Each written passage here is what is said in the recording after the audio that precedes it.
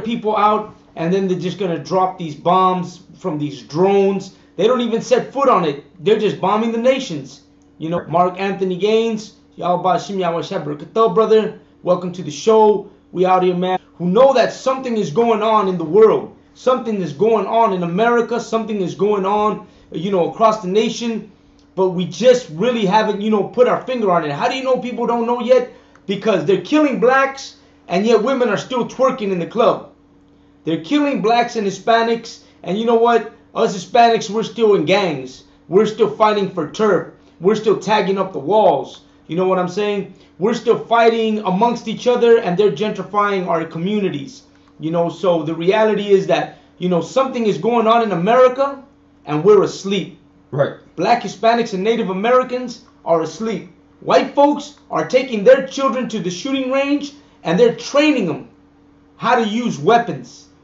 White folks are taking their children and training them how to fight, how to protect themselves. And blacks, Hispanics, and Native American Indians, we're drinking 40s. You know what I'm saying? We're partying, we're living it up, and we're over here ignoring that these people, the reason they're getting ready is because they're going to come up against us.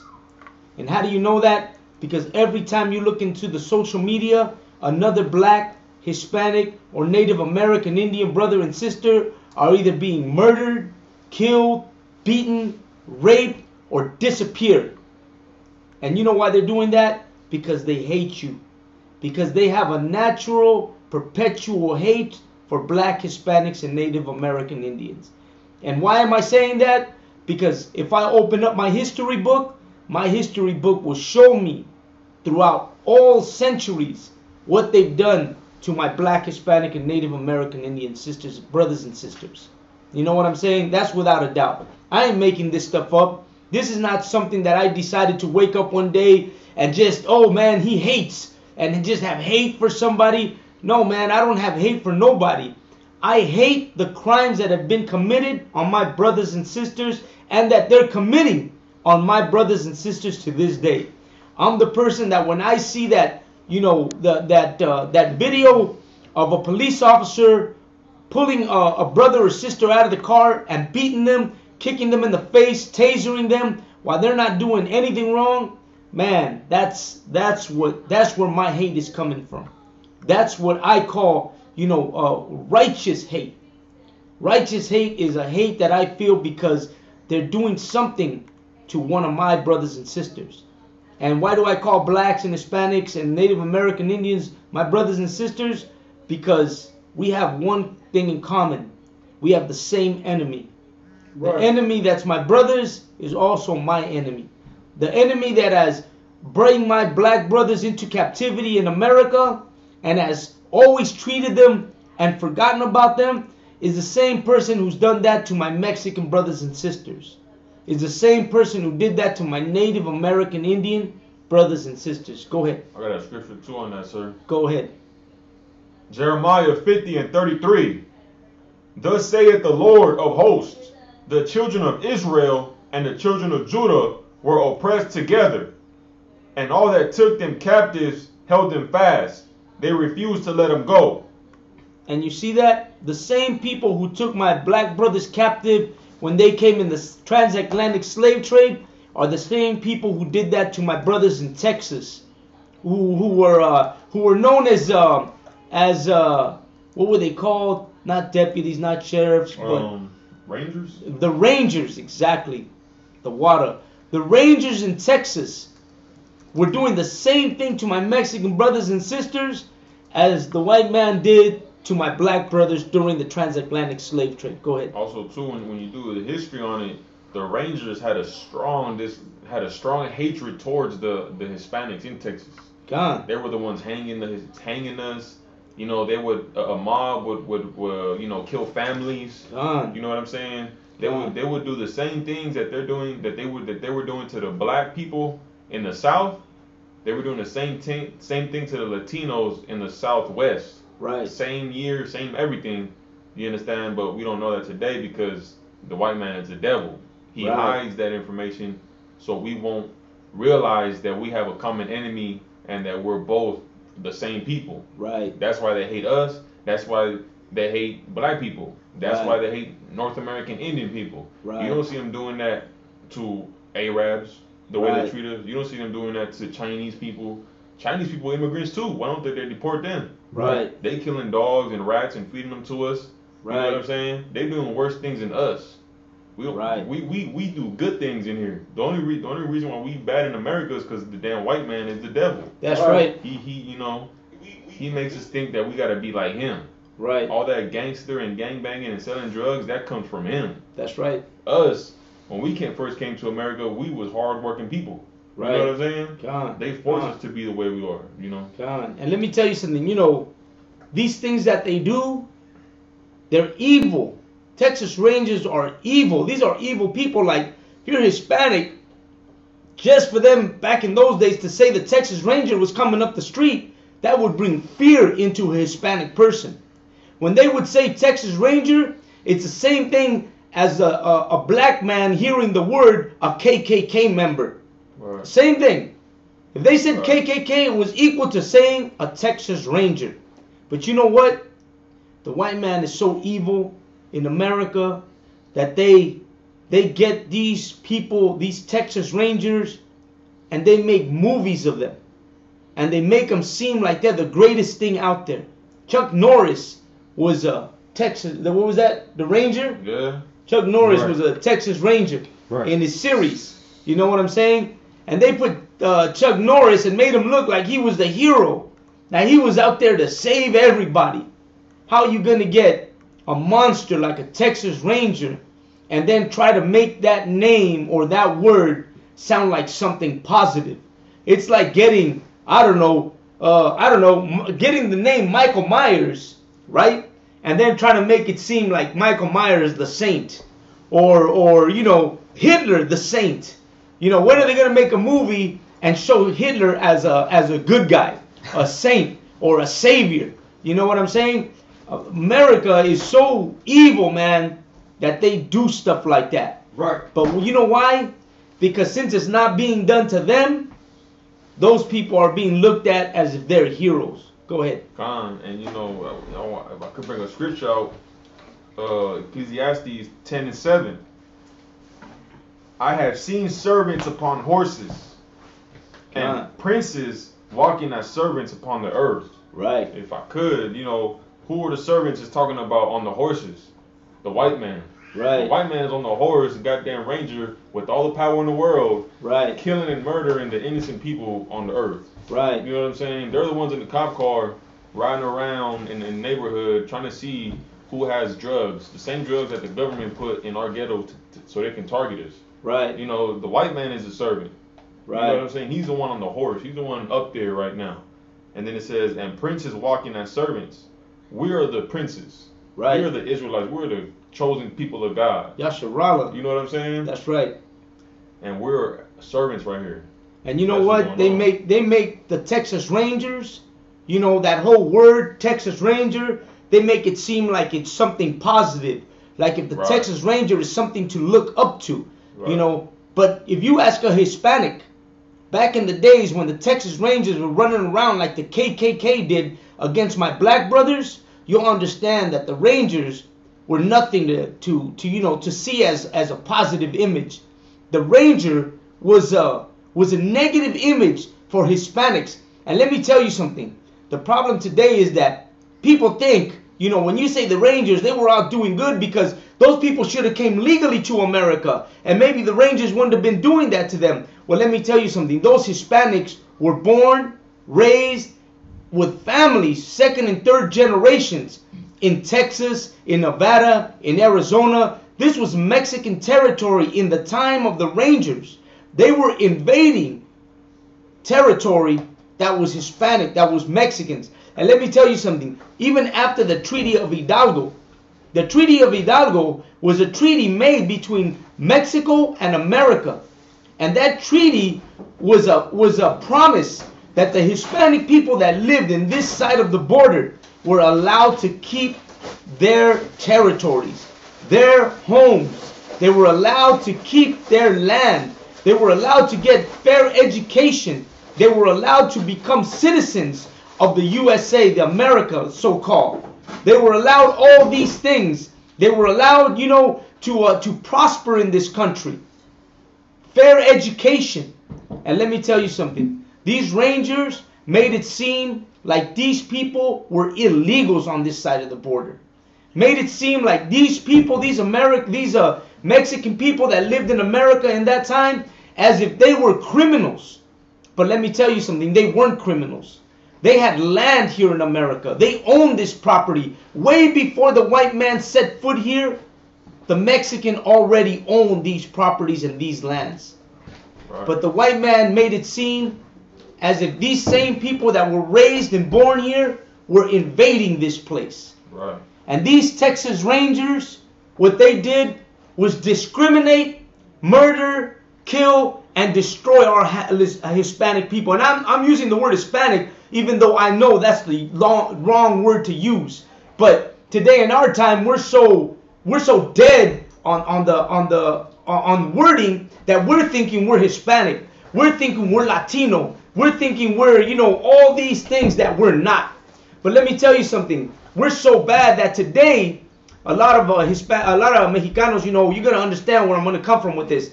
But they're starting to use the word Latinx. I'm pretty sure you've all heard it. Sara Valdez, welcome to the show. You know what I'm saying? Yaka, Valerie Jimenez, everybody joining in. Devin Dev, Kabad, Marvella, Tazaba. Man, I want to welcome everybody to the show. We got started right now. We were going through it, you know, and we're just welcoming everybody to come on inside, you know, and join us in the show today. We're talking important points because what's happening is there is a war in America. And the war that's happening in America is happening to the black, the Hispanic, and the Native American Indian. We're at war today. The only thing is that we don't understand what's going on. We don't understand that this war is happening to us right now. We're being killed. Black, Hispanic. Let me tell you, if they kill your black brother, they're killing you. If they kill your Hispanic brother, they're killing you. Because you know what? We're the test dummies. Let me kill, and eventually we all gonna be in the same boat. You know what I'm saying? So let me tell you something. I'm going back to what I was talking about. And today they're calling us Latinx. You know, that word is a stupid word to use. Latinx means non-binary. Means you're not male nor female. Because someone has decided, oh, we don't want to call you male. We don't want to call you female. You know, we want to address you with non-binary address. No male, no female. But you know who's behind the word Latinx? The LGBT. The Latin and gay and bisexual and transsexual community. They're the ones behind this. They're the ones doing this, pushing this agenda to change the perspective of who we are. We're Mexican, man. We're Mexicanos. We're Centroamericanos. We're Sudamericanos. You know, that's who we are. We're Mexican. We're of a descent of Israelites. We can go back into biblical history and find out where we come from. Let me tell you something. We live in a time and an age where if you research, you begin to understand your background. You begin to understand where you come from and who you really are. Man, leave that to the 80s. Leave that to the 70s and the 60s where you were blinded, where you were ignorant, where you only knew what you were taught in school. Today, it's real easy to get on the Google and Google search where we're coming from, who we are, and you know, the power that we have. You know what? Zion said, like, Generation X. Damn right, man. You know why they used to call us Generation X? Because we were the last generation to understand. Today, the generations that came after all of us who were born the 80s babies, very little understanding of what's going on. They fall for everything. That's why you got all these ignorant people voting. They want to go out and vote. Who are you voting for, right? Why are you gonna vote? What's that broad, man? I wanna remember her name on Fox News. That woman, Laura, man, I don't even know her last name. I don't even care about her last name. But let me tell you something. That broad said in these words that the kids in the detention centers were like they were in summer camp.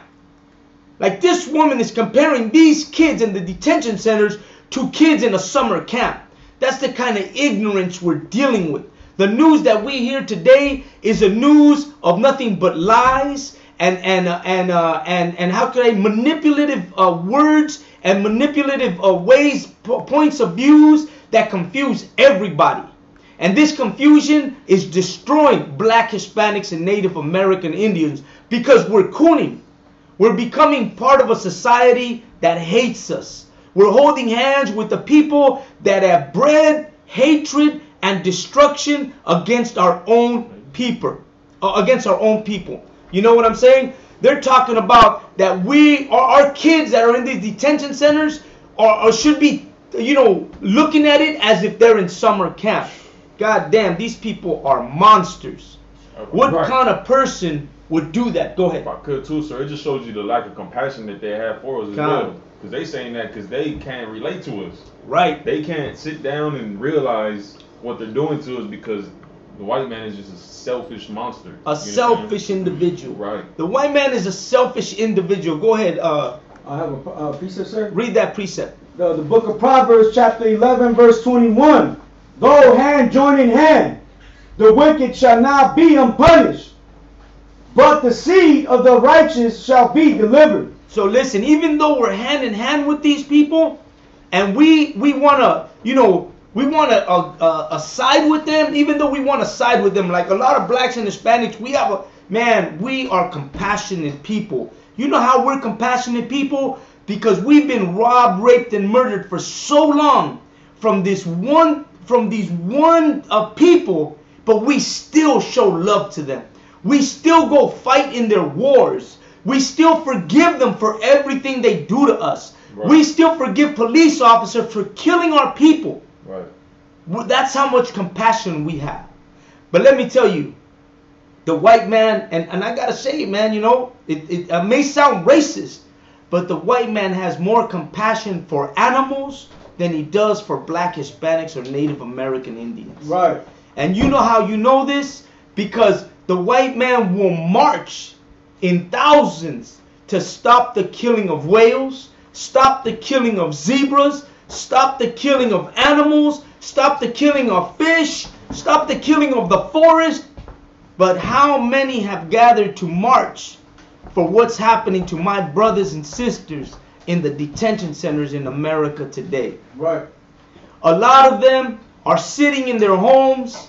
They live up in Washington State. They live up in these rich areas. They're away. They're like, you know what? I'm moving away from the city. You know why I'm moving away from the city? Because the city is crazy. So I'm moving out. You know what? They move out because they don't want to have no part of what's going on. And you know what? It's just as bad as not to say nothing as to be part of it. So if you're white, and you're watching my show, you should understand that the way I view things is very simple. If you ain't helping the cause, you're part of that cause. Right. If you ain't doing nothing to help my brothers and sisters, then let me tell you something. You're just as guilty as the police officers in the detention centers putting the cold temperature up and giving my kids blankets after they're raising up that temperature. Right. You know what I'm saying? That you're just as bad. You're just as bad as the police officer who's pulling the black man out of the vehicle and shooting him in the street. You're just as bad as that. Because you know why? Because instead of hiding out in your wilderness, instead of hiding out in your camper, you should understand that your ancestors robbed, raped, and murdered black, Hispanic, and Native American Indians. Right. And you have a duty. And your duty is to come and recompense for what they've done to us. You need to kiss my boots. That's right. You know what I'm saying? At least, But you know what? The white man is they have no compassion.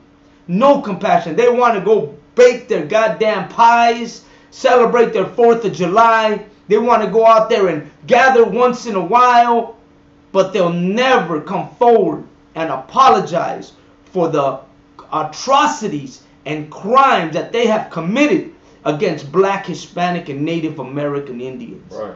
Now let me tell you something. There'll be white folks who watch this show, and you know what they'll do? They'll post comments like I'm a racist. They'll post comments like, "Oh, you have hate," or "You're a liar." But you know what? All they can do is post because in reality, everything we speak is truth. If I say the white man wiped out the Native American Indian, I'm speaking truth. If I say the white man hung black people just for fun, I'm speaking truth. If I say the white man gentrified all Hispanic communities and pushed them out of their areas and hung them to steal their land during the gold rush era, I'm speaking truth.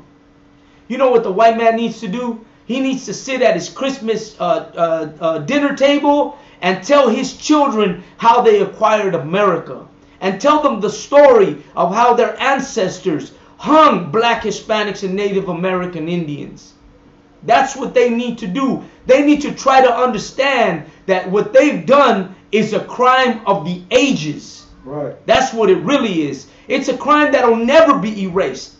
You can't erase genocide. The Jews in Germany are still trying to, cope with the idea that their people were thrown into the goddamn ovens, right, into the goddamn gas chambers. Right. They're trying to still cope with that. And you want blacks and Hispanics and Native American Indians to just wake up one morning and forget it. Oh, just forget it, man. That was in the past. That's not in the past. Right. That's now.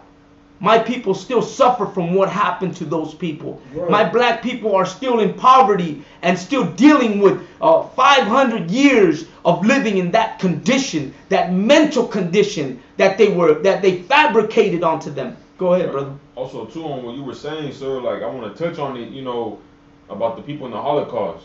Okay. Right? If they find there's a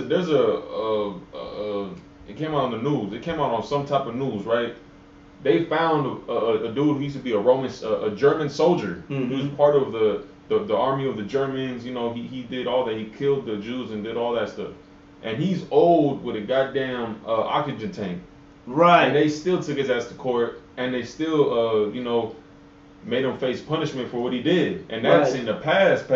Right. You know what I'm saying? America, they got the damn Twin Towers blown up, and what did they do? They went and attacked Osama bin Laden and all them over there. Why? Because you need justice. When your people are harmed, you need to get justice. You need to know that they're getting what they deserve for doing what they did. Right. But they didn't tell us, oh, leave it in the past, like you said. Get over it. It's in the past. Go to goddamn New York to some white people and talk about all the people that died in the Twin Towers. Right. They'll call the goddamn cops on you. Go to a goddamn Holocaust victim or family member and tell him about how it's in the past. Right. Hell, not in the past. But they want us to forget about it. Like you were just saying, they want us to forget. Right. They want you to forget what they did to you. Right. The ignorance of these people.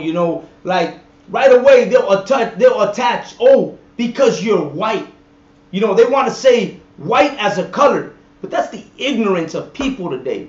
That's the ignorance of growing up ignorant. White is not a color. My T-shirt is white. When we say white, it's just the reason we say it is because you yourself, as a white American, white supremacy, right? White KKK. Man, I never call the person white. I'm using that word because you labeled yourself white American. You labeled yourself a white man. You're the ignorant one who labeled yourself, and I'm just following the label that you gave yourself. In reality, you're a goddamn Caucasian. And you know what a Caucasian is? A Caucasian comes from the Caucasus Mountain, a goddamn caveman. A man from the caves is what the Caucasus people are. And that's why, but you want to call yourself white? So we using your own words. We ain't white. We Hispanic. We're Mexican. That's who we are. That's the difference between people. The difference here is that today, us soldiers in the ISUPK, us priests, us prophets, we have learned to understand wording. We have learned to understand description. We have learned to understand history, our history, your history, everybody's history. That's why we're ordained to come and speak up against those who have robbed, raped, and murdered us. If you think I'm going to call them a white man, I'm only using the words they use. In reality, what I would call them is rapists. murderers. You know what I'm saying? That's fitting words for people who have done that. And you would argue with me of what I think I am instead of clearing up that in reality you've committed these crimes against these people. You'll criticize me, but you will never confess or have any compassion for the rape, rob, and murdering that your ancestors committed on black, Hispanics, and Native American Indians.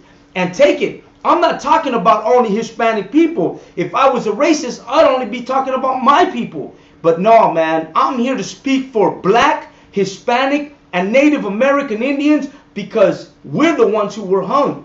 We're the ones who were robbed. We're the ones who were raped and destroyed. That's our culture. The Asian man doesn't have a white man's last name. Only black, Hispanics, and Native American Indians do. Why? Because we were taken captive in slavery. And with that, we've become, we've held hands and assimilated into a nation that has destroyed us. And today we see it on the street every day. We see these people, these white people doing these heinous crimes all over again with no shame, at all. They'll go into the stores and they hear you speaking Spanish and they want to call the police on you because, oh, he's speaking Spanish. Let me tell you something. This is a land of laws, a land of keeping all the statues of the land and everything. Well, one of the laws and the statutes of your land, America, was the Treaty of Hidalgo allowed me to speak my own language in this here country. The treaty that your forefathers made with my forefathers allowed me to continue to be a Mexican in this country. And all of a sudden, these people have forgotten. And now they're trying to say that we don't have the right to speak Spanish. We don't have the right to be in this country. We don't have the right to our freedom. You see what I'm saying? These are hypocrites. These are people what did the Native American Indian said? A forked tongue. The man speaks with a forked tongue. Pale face with forked tongue. Pale face with forked tongue. Right. That's what it is. Yaka, you're right. Spanish is not our language. My original language is Nahuatl. For the Central Americans, Pipil, Quiche, those are our languages. Yaqui, those are our languages. You know what? You know what I mean? But why do we speak Spanish? Because these people came to our country and forced the language onto us. But it's very simple, man. You know, these lies, these deceptions that have been placed on the black, Hispanic, and Native American Indian had been placed to destroy us, not immediately, but throughout history. But today, we're in a time, an appointed time, where we have learned and woken up to the reality of who we are. And let me tell you who woke everybody up. I don't care what camp you're in, right? The truth is that the ISUPK in 1969 woke up everybody to the reality of who we are. Woke us all up to the reality that we are of the 12 tribes of Israel. If not for that year, 1969, and the ISUPK, we would all still be ignorant of who we are. Go ahead, brother. I got some article about what happened after the Treaty of Hidalgo, what they were doing to us. You know, when we decided to stay, when some of the Mexicans decided to stay on the conquered land that America took from Mexico. This is what they started doing. Such acts can be described as mob violence, where persons are murdered, hanged for an alleged offense. So it's not even, it's alleged offense. Right. So what he's reading, we're going to read from the top again.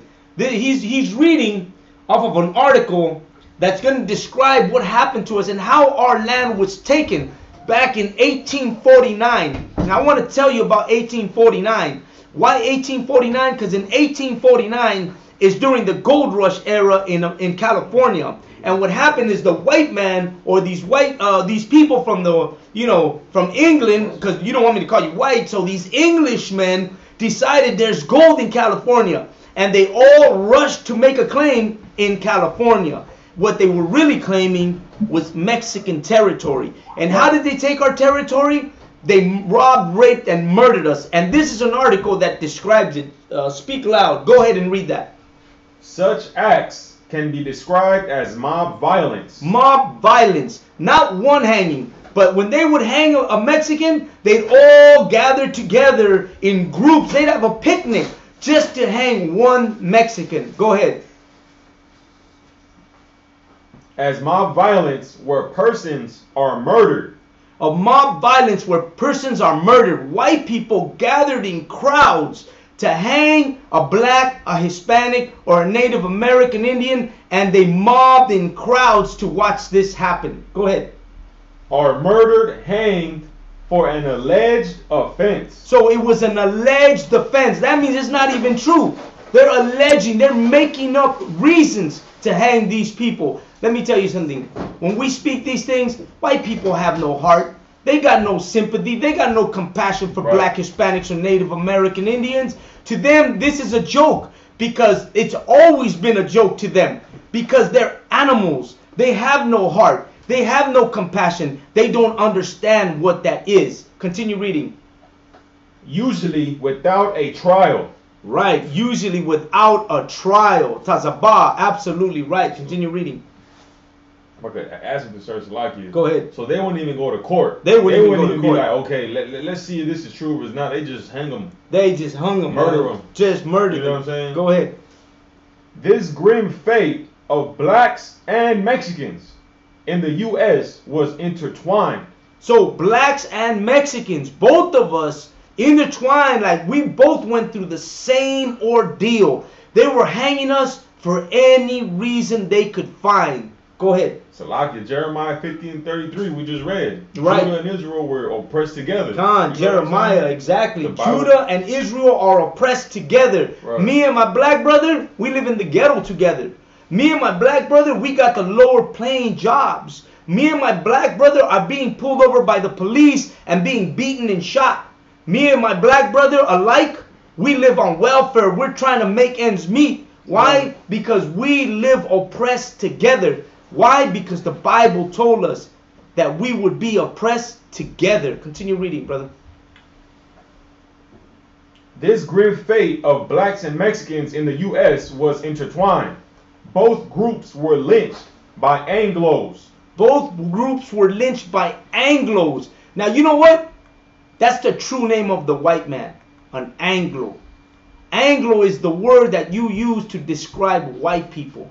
Today you don't speak, you speak English because English is not your language. The true language of the white man is Anglo-Saxon. Language you speak or where you even came from. Today you think you are American, but you ain't even American because you ain't from this land. You migrated here, really you came illegally to this country, and now you're confused of where you are, who you are, and what you are. Continue reading. I could, sir. Go ahead. You know, the word Anglo also, this just shows you how much hate the white man has for Mexicans. God. That word Anglo means non-Mexican. Hey, right. They had to come up with that term so they could know and let people know I'm an Anglo. Right. I'm a non-Mexican. I'm a non-Mexican. You know what I'm saying? Absolutely. You had something to start on? It's like, and it's ironic how we're the ones that would be like, oh, well, I'm Spaniard. Right. Right. God. Yeah, we call ourselves, Mexicans call themselves Spaniards, you know what I'm saying? Mexicans want to be I want to be a Spaniard, not knowing those people hate you. Continue Right. reading. If I couldn't touch on a little point real Go quick, ahead. sir. Also, too, like, that's why, you know, the Lord, you know, in the book of Romans 9:13, he says that he hates Esau. Right. You know, so we shouldn't want to hold hands with a man that God hates. Right. You know what I'm saying? And why does God hate Esau? Because the crimes that he's doing to us. Right. Because he hates you. Con. Your God's people, they hate you, so God hates them. You know what I'm saying? So you should not love the white man. You should hold him guilty.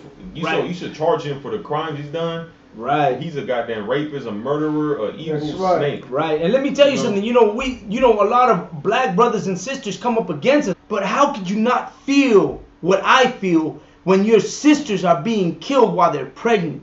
While your brother, who wasn't it, an 11-year-old a kid that they put a plastic bag over his head? Right. You know what I'm saying? You have no feeling when you see that. You don't feel nothing. It's because, man, you know, you want to love others, but they're not doing that to Africans. there has not been a single incident of an African being murdered, shot, killed, incarcerated, beaten, or anything in America. The only people that's happening to is black Americans. Continue reading. If I could, sir. Go ahead. Real quick, Sliders. I know I'm touching too much, but there's a sister that you brought up. That sister. There's a sister that got murdered by 2 white cops, shot 7 times, and she was pregnant. Not that sister from last week. This is another sister. This happened like 2015, but it just came out. They brought it out again. They killed the baby. They hit her uterus. The baby died, just because she had a knife. You know, she was like on medications. Right. You know what I'm saying? Right. And some people might justify it, but you got to look how white people are. There's a damn white man who charged cops with an axe, and he stabbed the cop with an axe or a knife, and they still didn't shoot him. Right. You know what I'm saying? Con. Go ahead. It's like, was it that one that it happened inside her house? Con. They shot her inside her own house. Shot her 7 times. Yeah, con. And you know, it's a thing that we want to be history teachers. We want to say we know our history. We want to go ahead and claim other nations, like for instance, Hispanics will claim the Spaniard. You know, oh no, the Spaniards. The most blacks will claim either Africans or Moors. You know, they'll be like, no, the Moors. You know, the black Africans, this and that. But you know what? It ain't the Moors being shot, brother. It ain't the Spaniards being shot or killed, brother. It's your own people. And let me tell you something. You'll have children, and your children will fall into the category, not as Moors. Let me tell you something. Police ain't going to pull you over and say, oh, you're a Moor, you're okay. Or, oh, you're fucking a Spaniard, you're okay. No way, brother. Let me tell you something. When they see you, you're a goddamn nigger. When they see me, I'm a goddamn a wetback. When they see a Native American Indian, he's a goddamn savage. You know what I'm saying? They don't distinguish whether you more high class, low class. They ain't with that. They ain't trying to separate you by class. They're looking at you and they're knowing exactly who you are. When they see an African, dark, black, and talking about, I don't give a damn, okay? You know, when they hear that shit, they know that he's African. We ain't gonna mess with him because he's from Africa. You know what I'm saying? But yet a black man, you know, the minute you speak, they know exactly who you are. Your language says it all. We have a language that separates us from everybody else. When I speak, you know I'm a goddamn Mexican. You know what I'm saying? When I say, hey, wait, chingado, no mames, cabrón, man, you Mexican. You know, they know who you are. Like, we distinguish ourselves from everybody else. We know who we are, man. Let me tell you, police drive around your block and they hear you bumping your music. They know exactly who you are. Police turn around my block, they hear me bumping my banda norteño. They know exactly who I am. They're not looking to distinguish us and separate us by class. They're looking at us as who we are. Niggers, spics, and Native Indians who are savages to them. You know what? That's why we see a lot of Native American Indian sisters being, you know, found dead. You know, they found one decapitated. They find these sisters, you know, dead and raped. You know what I'm saying? You know, not too long ago in Mexico, man, I want to remember that state. It'll come to me, but they found a truckload of kids, about 100 kids in this truckload, and they were missing organs. And these are children that are missing their organs. You know what I'm saying? And you know why? Because who buys the organs? Man, I don't have the money to buy a goddamn organ.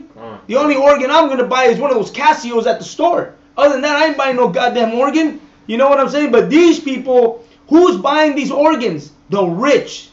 You know, the movie stars. The rich white man. These people are buying these organs. Ain't no black, Hispanic, or Native American. We're dying. We're dying in the hospitals from lack of transfusion, from lack of organs, from lack of things like that. You know what I'm saying? We're dying in these places. We don't have that kind of money. Go ahead, Commandant. I was just going to say, sir, there's a new story that I just saw yesterday that in Veracruz. That's the state, Veracruz. There was like 47 children, or like 40 plus children that were missing that washed up ashore, or they were in the beach, right? And they were missing their organs. And it's funny because I saw that one, but I researched even further, and I saw that one of the truck, and the one of the truck seemed to be even more, more impacting, because they stopped the truck, and when they stopped the truck, they opened it, and they saw all the kids there. And when they told the guy, why do you got these kids there? He right away said, hey man, you know what? I'm getting paid to do this. I'm getting paid to transport this truck. I didn't know what was behind it. He says he didn't have no idea. But it wasn't the first time he transported. Right. I was reading. And so they find these kids without organs in Mexico. But where, they're dead, man. Right. You got 40 kids washing up on shore in Veracruz without organs. And where are these organs going? Who's buying these organs? The organ donating market, the organ selling market is a mass market. That's now, right. Let me tell you something. Where are these kids coming from? Are they our kids in the detention centers that are disappearing and then washing up on shore in other places? A lot of these children disappearing from the detention centers, nobody knows what the hell's happening to them. Right. All of a sudden now they're appearing on the shores of Veracruz, which is Veracruz is at the edge of the Gulf of Mexico. And one of the biggest, and conspiracy theorists call me, but one of the biggest detention centers just so happens to be in Texas. And Texas is at the edge of the Gulf of Mexico. Right. So you know what I'm saying? So I'm not saying this is true, but I'm just saying what a coincidence. That just so happens to be like that. Right. You know what I mean? And it's a sad thing to understand that the reason we speak, the reason why we're here doing this is because who's gonna speak for our children today? Right. Who's gonna speak for our generations today? Right. Who's gonna do this? You know what I'm saying? I can't allow that to go without doing anything about it. And speaking, bringing it out to the forefront is the first part of what needs to be done. Right. Go ahead. Also, too, like you saying, sir, that's why the UPK is so important. Right. Thank the Most High in Christ for the UPK, Commander General Yohana doing all the powerful work that he's done. Right. Stuff that I don't even know about, but I know I'm here because he held it down. You know what I'm saying? Right. Damn right. And if it's not us, then the goddamn LGBTQ's gonna speak for the Latinos, the Latinx. Hell they're gonna speak for us, the goddamn Christian church. We are the gate of the Israel, man. Right. Jeremiah 14:2, the gates of Israel, the gates of Judah language. Right. You know what I'm saying? Right. That if we ain't got a gate, we gonna be destroyed. And the UPK is that gate. We're the the brothers in here. We're the people who are speaking for Black Latinos. We're the ones saving them, taking them off of drugs, taking them off of gangs. Taking them out the prisons, making them brand new through the spirit of Christ. You know what I'm saying?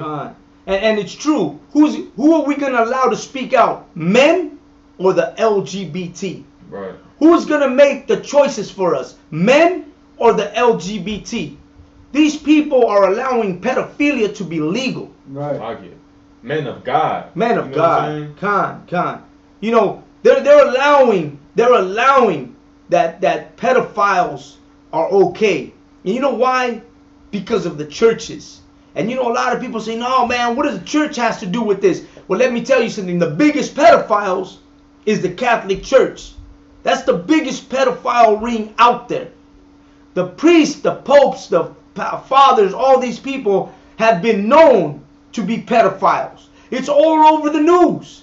I mean, it's inevitable that you can't see this. They're the ones bringing forth pedophilia.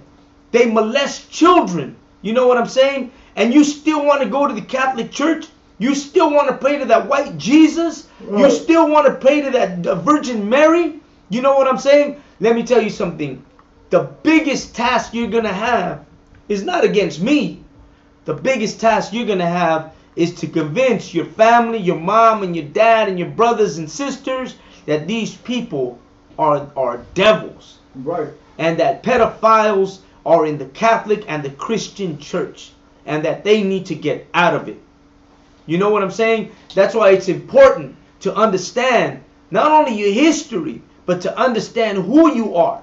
For like that you can make way that your children will never fall into this. Most High in Christ that we came into this truth. You know what I'm saying? Because if not, man, who knows what our children would have came out to be. You know what I'm saying? Everybody watching this show, you know, it's important that we understand that this is not just talk.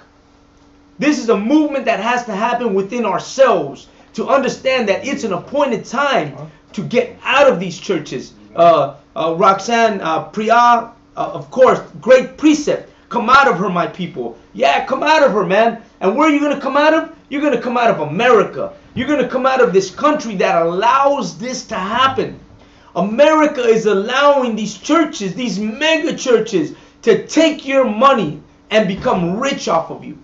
America is allowing these Christian and Catholic churches to become pedophiles. They're passing laws that are going to allow this to happen. Come on, are we going to stand here and allow it to happen? No, man, we're going to separate from this country.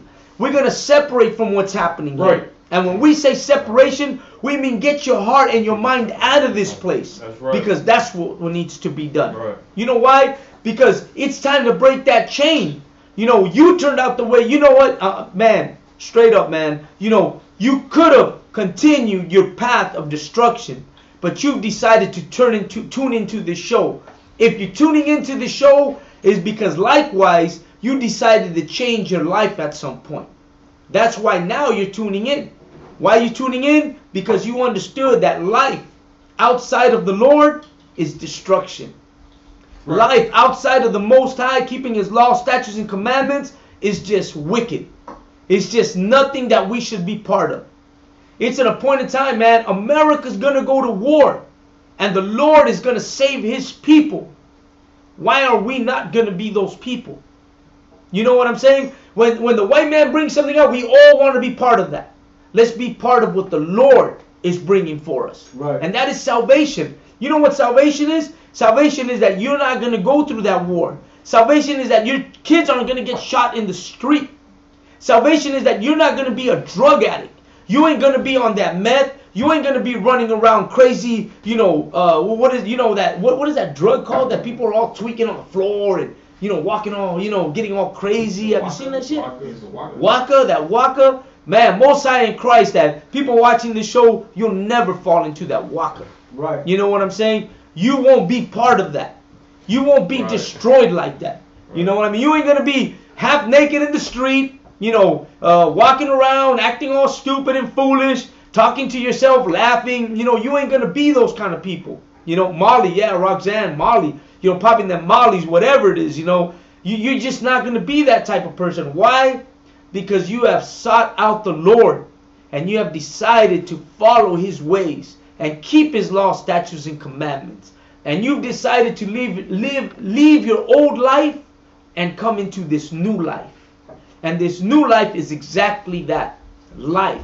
You choose life instead of death. And us here in the ISUPK, man, we're doing what the Lord did. We're bringing back the dead. You know what I'm saying? Yeah, when people say, no, man, what, have you brought back the dead? Yeah, man, I brought back dead. I brought back people that were on the road to destruction for themselves, that their next step was the grave, that their next step was death. And you know what? Few words, few actions convinced them that the Lord is a better way to go. You know what I'm saying? So I did save some brothers from sure death. Because listening to us, they've been able to be like, you know what? These brothers is right. These brothers got a good point. What am I doing getting on these drugs and, you know, destroying my life? Go ahead. Precept, sir. Read. Ezekiel 33:11. Say unto them, as I live, saith the Lord God, I have no pleasure in the death of the wicked. He has no pleasure in the death of the wicked. You know who those wicked are? We're wicked. You know how we're wicked? Because we'll sleep with our homie's sister. We'll sleep with our homie's wife. You know what I'm saying? We'll sleep with his wife, Salakia. You can sleep with her sister. That's all good. But you'll sleep with your sister, with his wife. You know what I'm saying? You'll sleep with a married man's wife. You'll go out and you'll do drugs, man. You'll go out and you'll kill your brother. You'll go out there and rob your brother. You'll go out there and you know what? You'll slay many for your gang. You know, you'll go out there and do all that nonsense. You're wicked, man. You that wicked people. You them wicked people. You know what I'm saying? And it's time that we come back from that wickedness. Continue reading. But that the wicked turn from his way and live. And we need to turn our wicked ways and live. And that's why we're here. That's why we speak. That's why we do this show. Because we hope that, you know what? The few words that come out of our mouth, something will catch a brother who's on that wicked path. That's on that wicked road. And understand that, man, that road's not for you, man. The road for you is to come into the ISUPK and call your people out of that wickedness. Right. You know, don't look at me like I'm the one saving people. I'm not saving nobody. I'm calling you to do that work. I'm calling on my brothers and sisters to come out here and do as I do. Do as my brothers do here. We're the Cali Kings, man. We out here doing this to bring our brothers out of wickedness. We out on Saturdays, out on the street, on the streets of Hollywood, on the streets of LA, doing the same thing. Telling our brothers, man, get on this side. Get cross this line and do this work and call your brothers out of wickedness. You got any more? I got the article too, sir. Continue reading it. So I'm going to finish that scripture. Go ahead. Turn ye from your evil ways, for why will ye die, O house of Israel? Come on, why should we die, man? Why should you die? Why should you die in a bed, you know, in a hospital bed? Why are you going to die like that, man? Why are you going to die out on the street like a dog? You know, laying in the gutter, shot on the street, bleeding. Why are you going to die under the boot of a cop? Under the knee of a cop to your neck? Why are you going to die like that, man? That's a useless death. Let me tell you something from my Hispanic brothers. Man, I seen one brother say that he was Yaqui, right? I saw that brother post up that he's from Yaqui blood. Let me tell you something, brother. You need to be here. You know why you need to be here? Because the Yaquis were one of the last Indians that took a stand against the Spaniard. The Spaniards had to call a peace treaty because the Yaqui Indian, man, they be destroyed. They destroyed the Spaniard. They led a war so heavy against them that the Spaniard could not take the war against them. They had to call a peace treaty against the Yaqui because the Yaqui Indian, man, he took none of that. He went to war with that guerrilla warfare that he had, and man, he led a hell of a war against the Spaniard. You should look up that war. It's called the Mixta War. You should look up the Mixta War in Mexico and understand the last tribes that gathered in that Mixta War and fought against the Spaniard. A fight so heavy, so bloody that the Spaniard had to call a peace in Mexico because they were losing that battle. You gonna say something? Come on, sir. Just touching up on that. That's not the first time the Spaniards had to call a peace treaty because we were too damn good at warfare. Too damn good at warfare. What happened with the Taino Indian? Right. You know, they gave him a nickname, Enrique, the Rebel. Oh, the Rebel. One man with a couple of other Tainos that they had in slavery. He left the you know, being under the oppression of Spaniards. He left,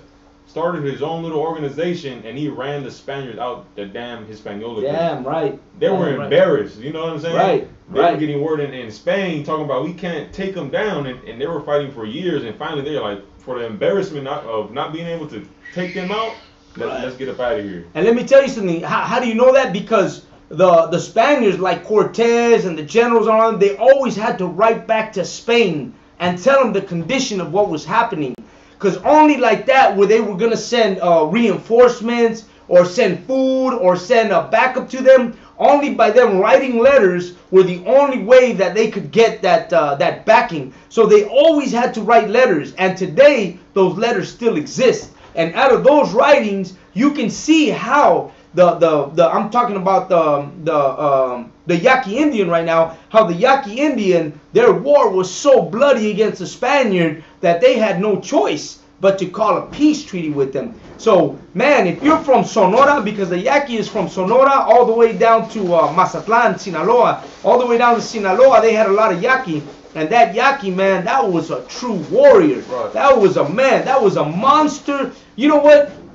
Book of Chronicles, They were valiant men. Right. The sons of Issachar, the sons of Tola, were men of were valiant men, men of honor. Man, this is in the book of 2nd of Chronicles, talking about the descendants of Issachar, true warriors, valiant men. That man, you know why they call them valiant? If you're Mexican, you should know the word valiente, right? Those the drug dealers today, they call them hombres valientes. You know, they call us hombres valientes because we're valiant men. We'll die. Hell, we'll die in a hail of fire. But today in America, how are we gonna die under the boot of a white man? How are we gonna die, unrecognized? Where is how the hell are they gonna make a corrido about you? That corrido is gonna say, murió bajo la bota de un gabacho. God damn, man. Man, that's the last corrido I want to hear about me. I don't want to hear no goddamn corrido that says that I died under the boot of a white man. Someone's going to write a corrido and it's going to be like, CHAAZAQ was out there and all of a sudden a cop came and put his boot on his neck and choked him to death and he died there. Hell no. My corrido, when they write mine, is going to be completely different because I ain't going out like that. I'm going to go out calling my people to wake up in this time of need, that we're going to understand that we ain't those weak people that they think we are. But we are valiant men of generations of people that have fought against our oppressors for years, for 500, 600 years. You know what I'm saying? And yeah, Sonora, El Yaqui, the Yaquis, they're from Sonora. That's their land. But that history of the Yaqui, man, a great history. Man, you're talking to somebody that, you're hearing somebody that man dwells, like I live on hearing the Mexican history. You know what I'm saying? So when I talk about that's what happened to the Yaqui, I can tell you, so bad was the Yaqui history that in the end, what happened to the Yaqui is that they started putting them, they weakened them and they started putting them in the mines of Sonora, into the silver mines, into all these mines, and they destroyed the Yaqui. They started, enslaving them, and they took them even to work in Central America, in the mines of Central America. And you know why? Because the Yaqui diminished themselves.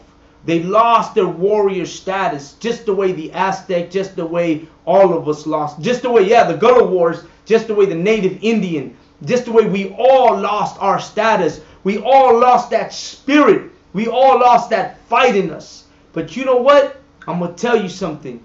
Yika, man, we that generation, we these spirits that have come back of our ancestors. Right. And we sit here today, and the first step is to speak up and raise our people. That's that right. We do not allow us to go unheard. That we do not die, and we do not let our ancestors die in a land that has oppressed us, destroyed us, robbed, raped, and murdered us. Because let me tell you something, the Spaniard and the English and the British and the Irish and all these people are all the same people. They're known as Edomites. They're the sons of Edom. And let me tell you something, it's us that are going to go out and do this work. You know what I'm saying? We speak like this because we're them soldiers. And let me tell you something, we don't do this online work. We're not what do they call them? Keyboard warriors. No way, brother. You come with us, we're gonna go out on the streets. We're gonna go out on the streets of America. Washington, New York, everywhere, man. We out there. We out there speaking face to face against our enemy. Right. We ain't no cowards, man. UPK, we ain't got no cowards here, man. We here to speak, not only on the net, but against our enemy face to face. So let me tell you something. We're something to deal with. All these other camps, man, they just some, Facebook gangsters. That's what they are. We ain't that, man. We go out there and we risk it. You know why we risk it? Because we understand that you got to practice what you preach. And if you say you're a warrior, then go out there and do that work. You know what I'm saying? Go out there and do that. Speaking on the internet, what good is that? You know what I'm saying? This class is educational, but out there, it's a war, and we're part of that war. Right. That's the way it is. Shalom Yahweh Shim Yahweh Barakatah David Ortiz. Welcome to the class. You know what I'm saying? So, what's the best thing you can do? The best thing you can do is suit up, man. Get in this truth. Get in the ISUPK. Right. Do this work. You know why? Because you of that bloodline. Right. Because you of those people. Right. Because you're not gonna be put to death for nothing. You ain't gonna be choked out in a boot, under a boot of a white man. You know what I'm saying? That's not the end of us. If we go out, we gotta go out correctly. You ain't gonna go out overdosing on some drug. You know what I'm saying? You ain't gonna go out in a drunk driving accident. You ain't gonna go out like that, man. The Lord's gonna take care of you. He's gonna put you through a test. You're gonna understand you going through a test, but He's gonna show you, man, that even though what you had I took, you're going to turn out to be a warrior. You're going to be blessed. And you know why I say that? Because I went through that. Because I'm firsthand that I could tell you stories of what I went through to be here in this truth. And how to me, nothing matters to me. Not my ride, not my money, not the house. Everything can be taken away from me. But one thing can never be taken away from me. And that's the Spirit of the Lord that He's putting in me. That's the one thing that I will always have. That I will always put out there, because that's the way we should all be. We should all be, soldiers for the Most High. And we ain't those goddamn Christian soldiers. We're true soldiers. You know what I'm saying? We're those people that'll stand front line, front face, in front of our enemies. You know what I'm saying? Man, the Lord can take everything from you, but He'll leave you with one thing, and that is, your strength. That's what He'll leave you with. He'll leave you with that honor of being a true man. What's a man if you ain't gonna go out there and face your enemy? How are you gonna hide? How are you gonna hide from those that oppressed, robbed, raped, and murdered, and caused atrocities on your people, the Black, Hispanic, and Native American Indian? That's why it's important to come out here, and it's important to speak this truth.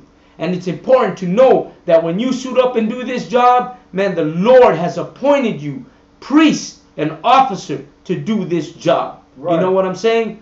You got a precept for me? Awesome. Bring it out about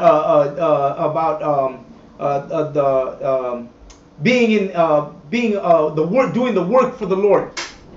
Doing the work for the Lord. Go ahead. Blacks and Mexicans in the U.S. was intertwined. Both groups were lynched by Anglos for reasons such as acting uppity. Okay, hang on. Let me go back. You're going to read again. So, what we're reading here is an article of how the Anglos in America hung Black and Hispanics, and how they viewed us and how they saw us, and how in their way, how they see us even to this day. So go ahead and read. Blacks and Mexicans in the U.S. was intertwined. Both groups were lynched by Anglos for reasons such as acting uppity. Acting uppity. That's a good word. You know what acting uppity is? Acting uppity is acting Mexican. You know why? You know how Mexicans act uppity? Because we think, man, we ain't weak. I ain't walking around being weak. I ain't walking around, being all, scary ass. You know what I'm saying? Hell no. We walking up there with our head up. You know what I'm saying? We walking up there acting like men. That's what we acting like. My black brothers out there, they don't act. They're not acting weak. You ain't seen no gay ass black people out there. They're out there acting hard. You know what I'm saying? That's, to a white man, that's considered acting what? Uppity. Acting uppity. Right. You acting up. Have they ever told you that? Have you ever heard that? Man, why you acting up, homie? Why you coming at me like that? Why you acting up? Well, because we acting uppity. Because that's us. They call it acting uppity. We call it acting up. Man, this nigga acting up on me. This homeboy acting up on me. I had to put him down. You know what I'm saying? But that's us. That's Black, Hispanics, and Native American Indians. That's how we see ourselves. We see ourselves as non-weak people. We are a strong nation of strong people. You know what I'm saying? Continue reading. taking jobs away from Anglos, making advances towards Taking what? taking jobs away from Anglos. Taking jobs away from Anglos. Man, we ain't taking jobs away from Anglos. You know what it is? That Anglos, the white man, ain't gonna do the job that I'm gonna do. Right. These brothers ain't not gonna lift a house within a day, setting up a frame, putting the cement, doing the work. They ain't gonna do that. They ain't gonna go up on the roof and lay that roof in a day, spreading that tar, that tar, and then rolling out that. No, today they have it different. Today they burn it and they roll the tar out. It's already on there. But that's in the heat. That's in the sun. They ain't gonna do that job. They're not gonna go out in the field and pick those berries and those fruits. They're not gonna go out in the field. They're not gonna do any of that. They ain't gonna do that work. You know why? Because that's hard work to them. Oh man, I ain't trying to do that work. I'm trying to get paid to be behind an office. I'm trying to sit on my ass all day and get paid to write a paper. But I ain't trying to do that hard work. You know why? Because that's us Hispanics, us blacks. That's the way we do it. Go ahead. That also shows you how much of a hypocrite the white man is once again, because this is after the Treaty of Hidalgo. They took over our land and then they made a border, and they brought us across the border illegally, breaking their own laws, convincing us, come over here to come across the border. You have a better life. You have your rights and this and that. And they made it, and they brought us over here to be slaves. And then they gathered us up in the streets of LA, the ghetto parts. And then now they want to hang us because we're taking their jobs. Let me tell you something. I'm going to answer to Todd Randolph, who just said that we're not blacks. We are indigenous Moors. Let me tell you something. When the white man bring you over in the transatlantic slave trade, his posters did not say Moors for sale. That's not what they read. The posters that they were posting up to sell your people, it said Negroes for sale. They were selling Negroes. They weren't selling Moors. They weren't selling these people that you consider Moors. They were selling the Negro. The Negro was the man that was brought in the transatlantic slave trade to America and sold here. You may think you're a Moor because you want to call yourself a Moor, because if you look at the pictures, the Moors were great looking people. They had the nice clothes. They were, this and that. But in reality, what really you're attached to is those people that were brought in the slave ships known as Negroes. You know what they were known as? Niger in the Greek Bible. The Greek word Niger means negro, Negro. That's where it comes from. We're not Moors. We're not Negroes. We're not blacks. What you really are is a Judite of the tribe of Judah. One of the tribes of the 12 tribes of Israel. The descendants of David, the king. A king in this world. And his descendant was that man that you call Jesus Christ, known as Yahushua. Above everybody, this man here was the man above all kings. The King of Kings. But you prefer to call yourself something that you saw in a picture that looked good. But in reality, Judah is the right name to call yourself. Right. You Judites. And that right there is more impressive than any goddamn Moor in history. Right. You know what I'm saying? Go ahead. Also, too, you can't, you can say you're a Moor, that's not what you are. You understand? You can say you're a Christian, that's not what you are. You can say you're a Catholic, that's not what you are. What you are is what God called you in the Bible, an Israelite. You were a descendant of Jacob. You understand? You are an Israelite according to the Bible. You're not a damn Moor, man. You're an Israelite. That's what you gotta call yourself. From the tribe of Judah. You understand? Like like you just said, sir. Right, and you know what? That's what it is, and I don't put none of my black brothers down, because when I see black brothers, there's a few types of black brothers. Those that are still asleep, don't know a goddamn thing, and are still out there, doing their dirt. And then there's those brothers who are out there trying to be like the white man, out there trying to be a cooning and doing their nonsense. And then there's those that are trying to wake up. Those that are trying to do the right thing, what I'm saying? And I respect that brother trying to wake up. You may not have it all right, But you trying, man. Just like me, I prefer to wake up, man. One day I woke up and I was, you know what? I'm not gonna deal with this. I see my brothers and sisters getting killed. I see my brothers and sisters getting persecuted, being oppressed in the 2000s. 19, my brothers are being oppressed in the street, being shot, being killed, being arrested for nothing. You know what I'm saying? In front of their own homes. You know what I'm saying? What's the best thing I can do? And that is to wake up and speak up for my brothers and sisters. You know what I'm saying? And I'm a Hispanic brother. I'm a Mexican brother. You know what I'm saying? So when I speak out, man, and I speak out for everybody, you know, that should be, you know, there's black folks who don't even speak out for black folks. You know what I'm saying? What less me, a Mexican, speaking out for my brothers and sisters? Oppression makes a wise man mad. You know what I'm saying? We should all be mad at what's going on on with our brothers and sisters. You got more? Read.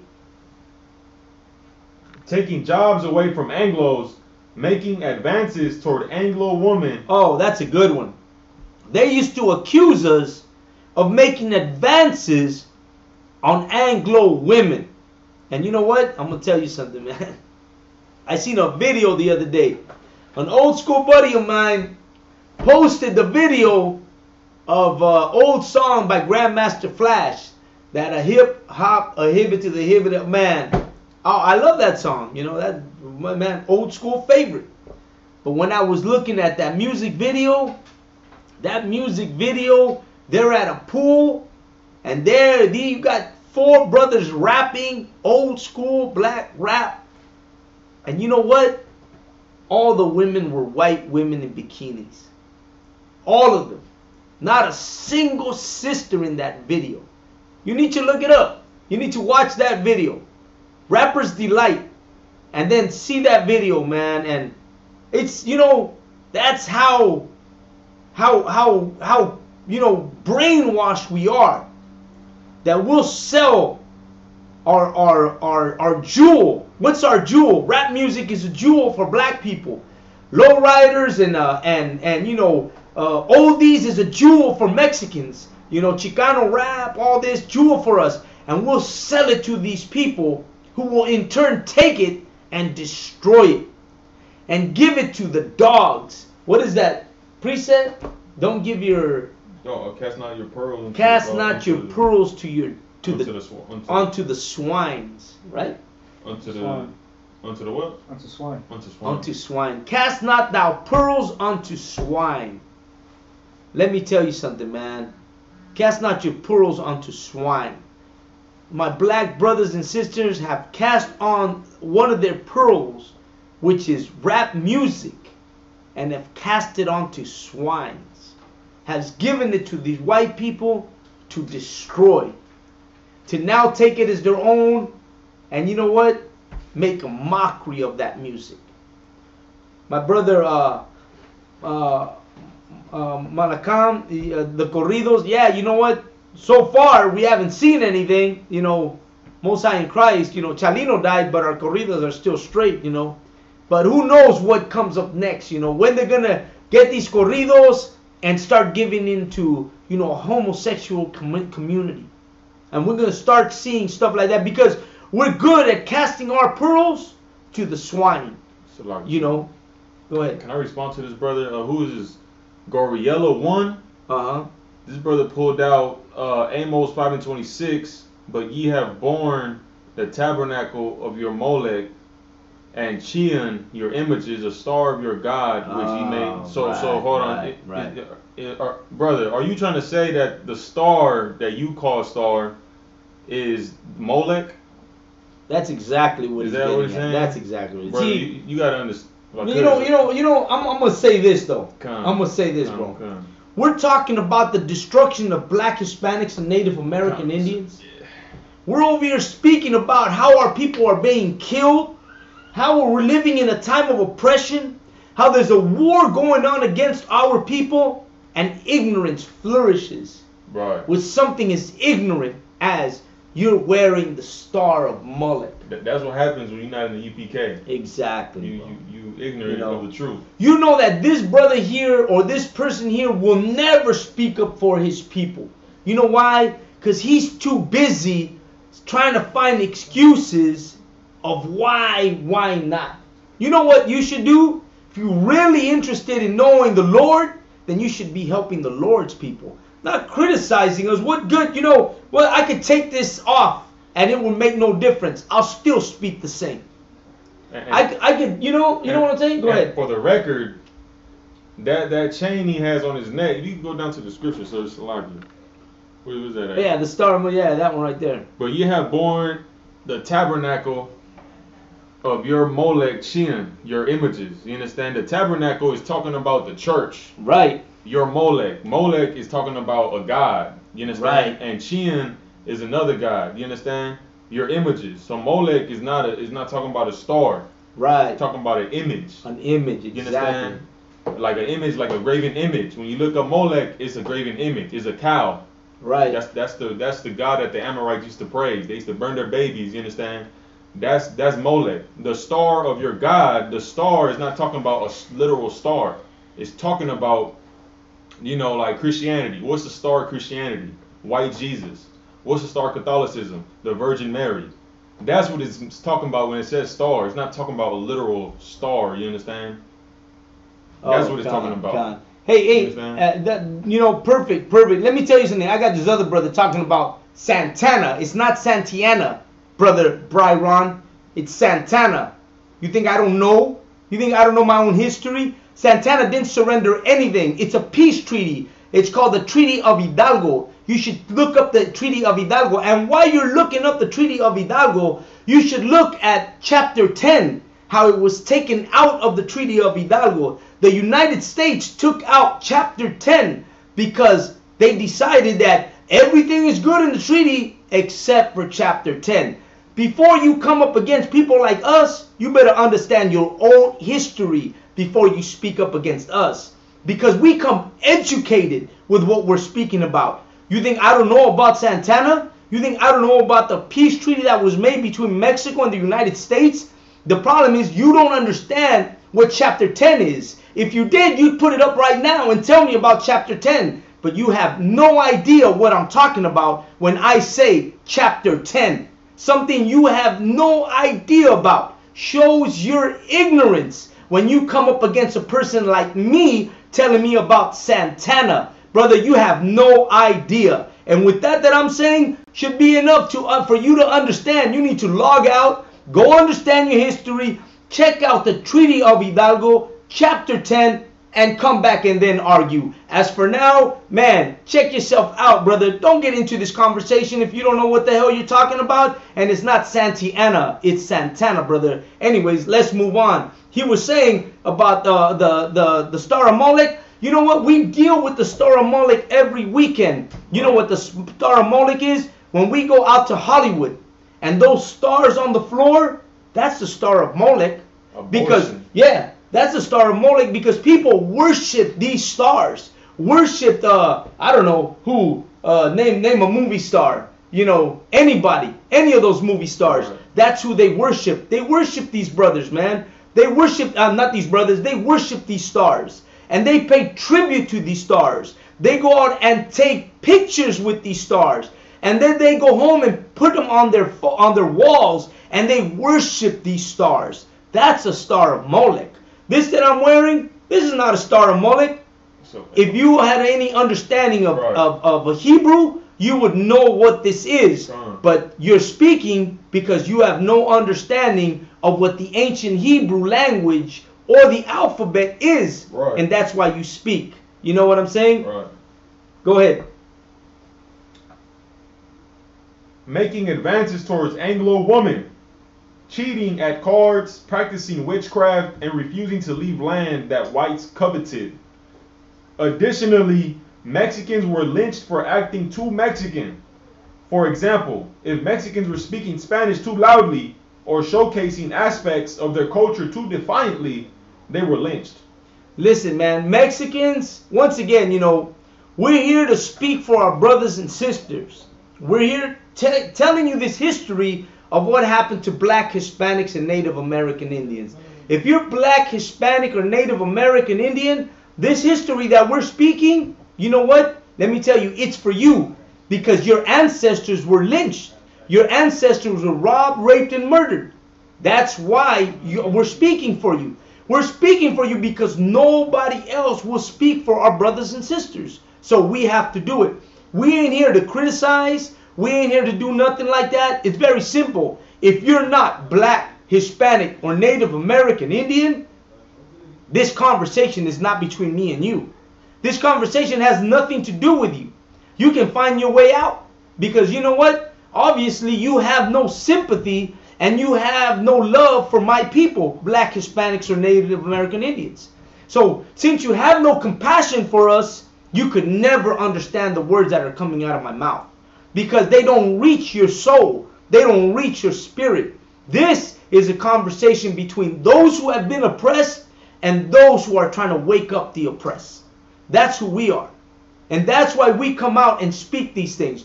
We urge brothers, man, you know, come and listen to this show. Not only that, but come and join the ISUPK and learn more about us, man. We got schools all across the nation. Here in California, we have schools. In San Bernardino, in LA, in San Francisco. We got schools in Arizona. We got schools in Las Vegas. We got schools up in, Chicago, New York, Illinois, Florida, you name it. We got a school there. What you need to do is if you really want to, you know, I'm not going to say come against us, but you really want to learn of what we're talking about, you need to come over here and understand what's being said.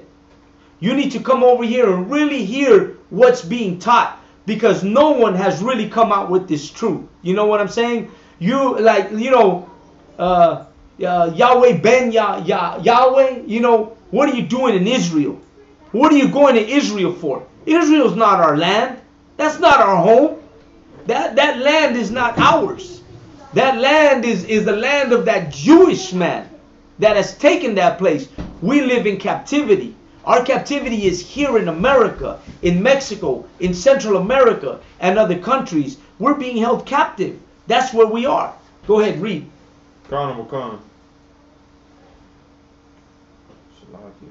Mexican women may also be lynched if they resisted the sexual advances of Anglo men.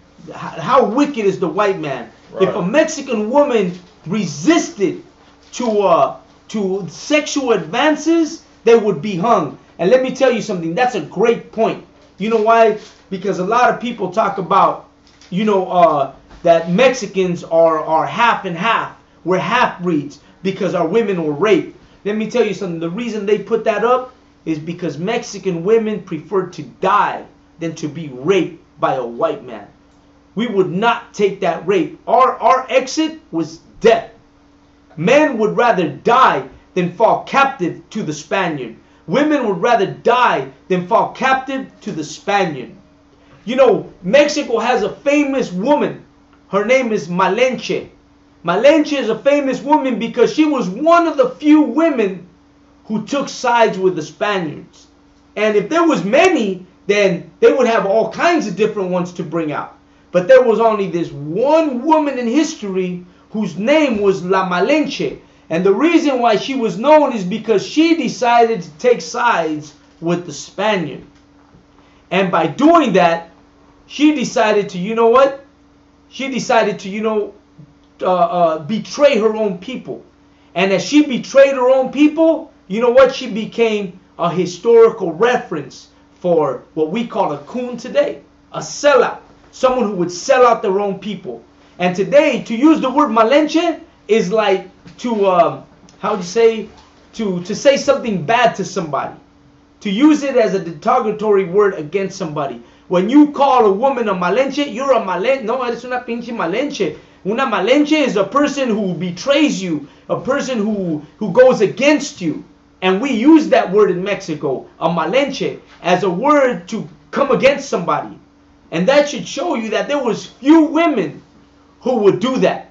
And one of them was that woman, Malenche. Continue reading. Many of these lynchings occurred with active participation of law enforcement. Many of these what? Lynchings occurred with active participation of law enforcement. Many of the lynchings back in the day occurred with participation of law enforcement. Let me tell you something. The murders today are taking place with participation of law enforcement. Law enforcement today are the same terrorists that existed back then. Right. You're over here arguing with me of my what do you call it? Shield. No, but they're calling it the Star of Molech. And you're over here arguing with me with we gave away Mexico, but the truth is that what is it? Many of these lynchings occurred with active participation of law enforcement. Law enforcement today, while you're arguing with me of what I'm wearing, while you're arguing with me of history, while you're arguing with me of this nonsense, law enforcement is participating in killing your brothers and sisters.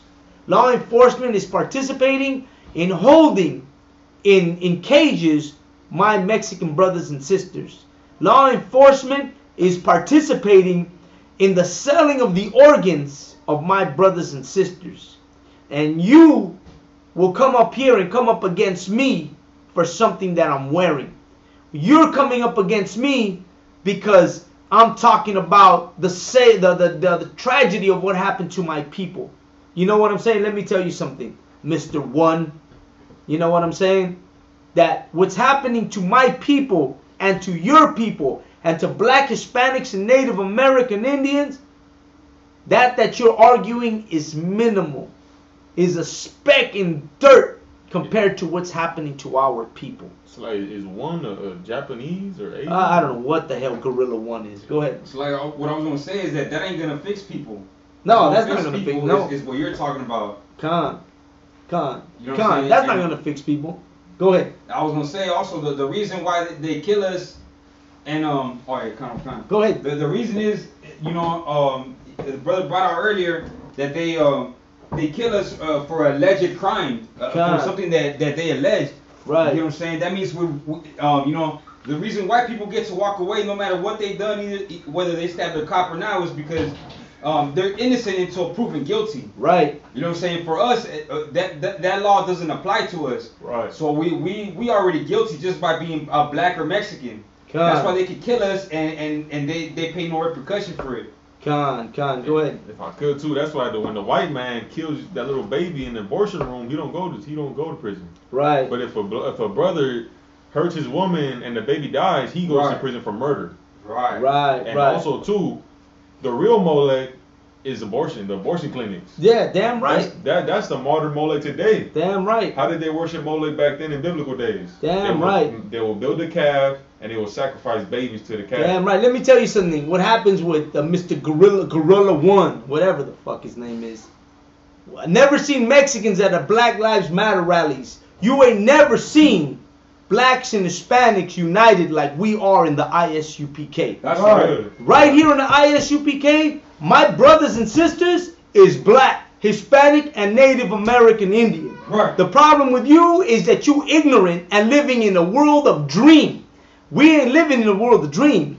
We soldiers, side to side with my black brothers and sisters, standing front line first, waiting for people like you to come up and tell us that we ain't united, that we ain't black and Hispanic under one roof.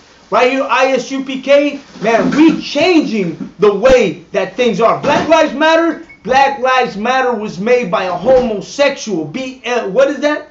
LGBT created a Black Lives Matter. Right. We ain't with that Black Lives Matter. Because you know what matters? That black Hispanics and Native American Indians come together under the ISUPK. This is where men dwell, not where no homosexuals dwell. Go ahead, brother. But too, the Lord is not going to allow for some sinners in the world, part of LGBTQ, to bring his people together.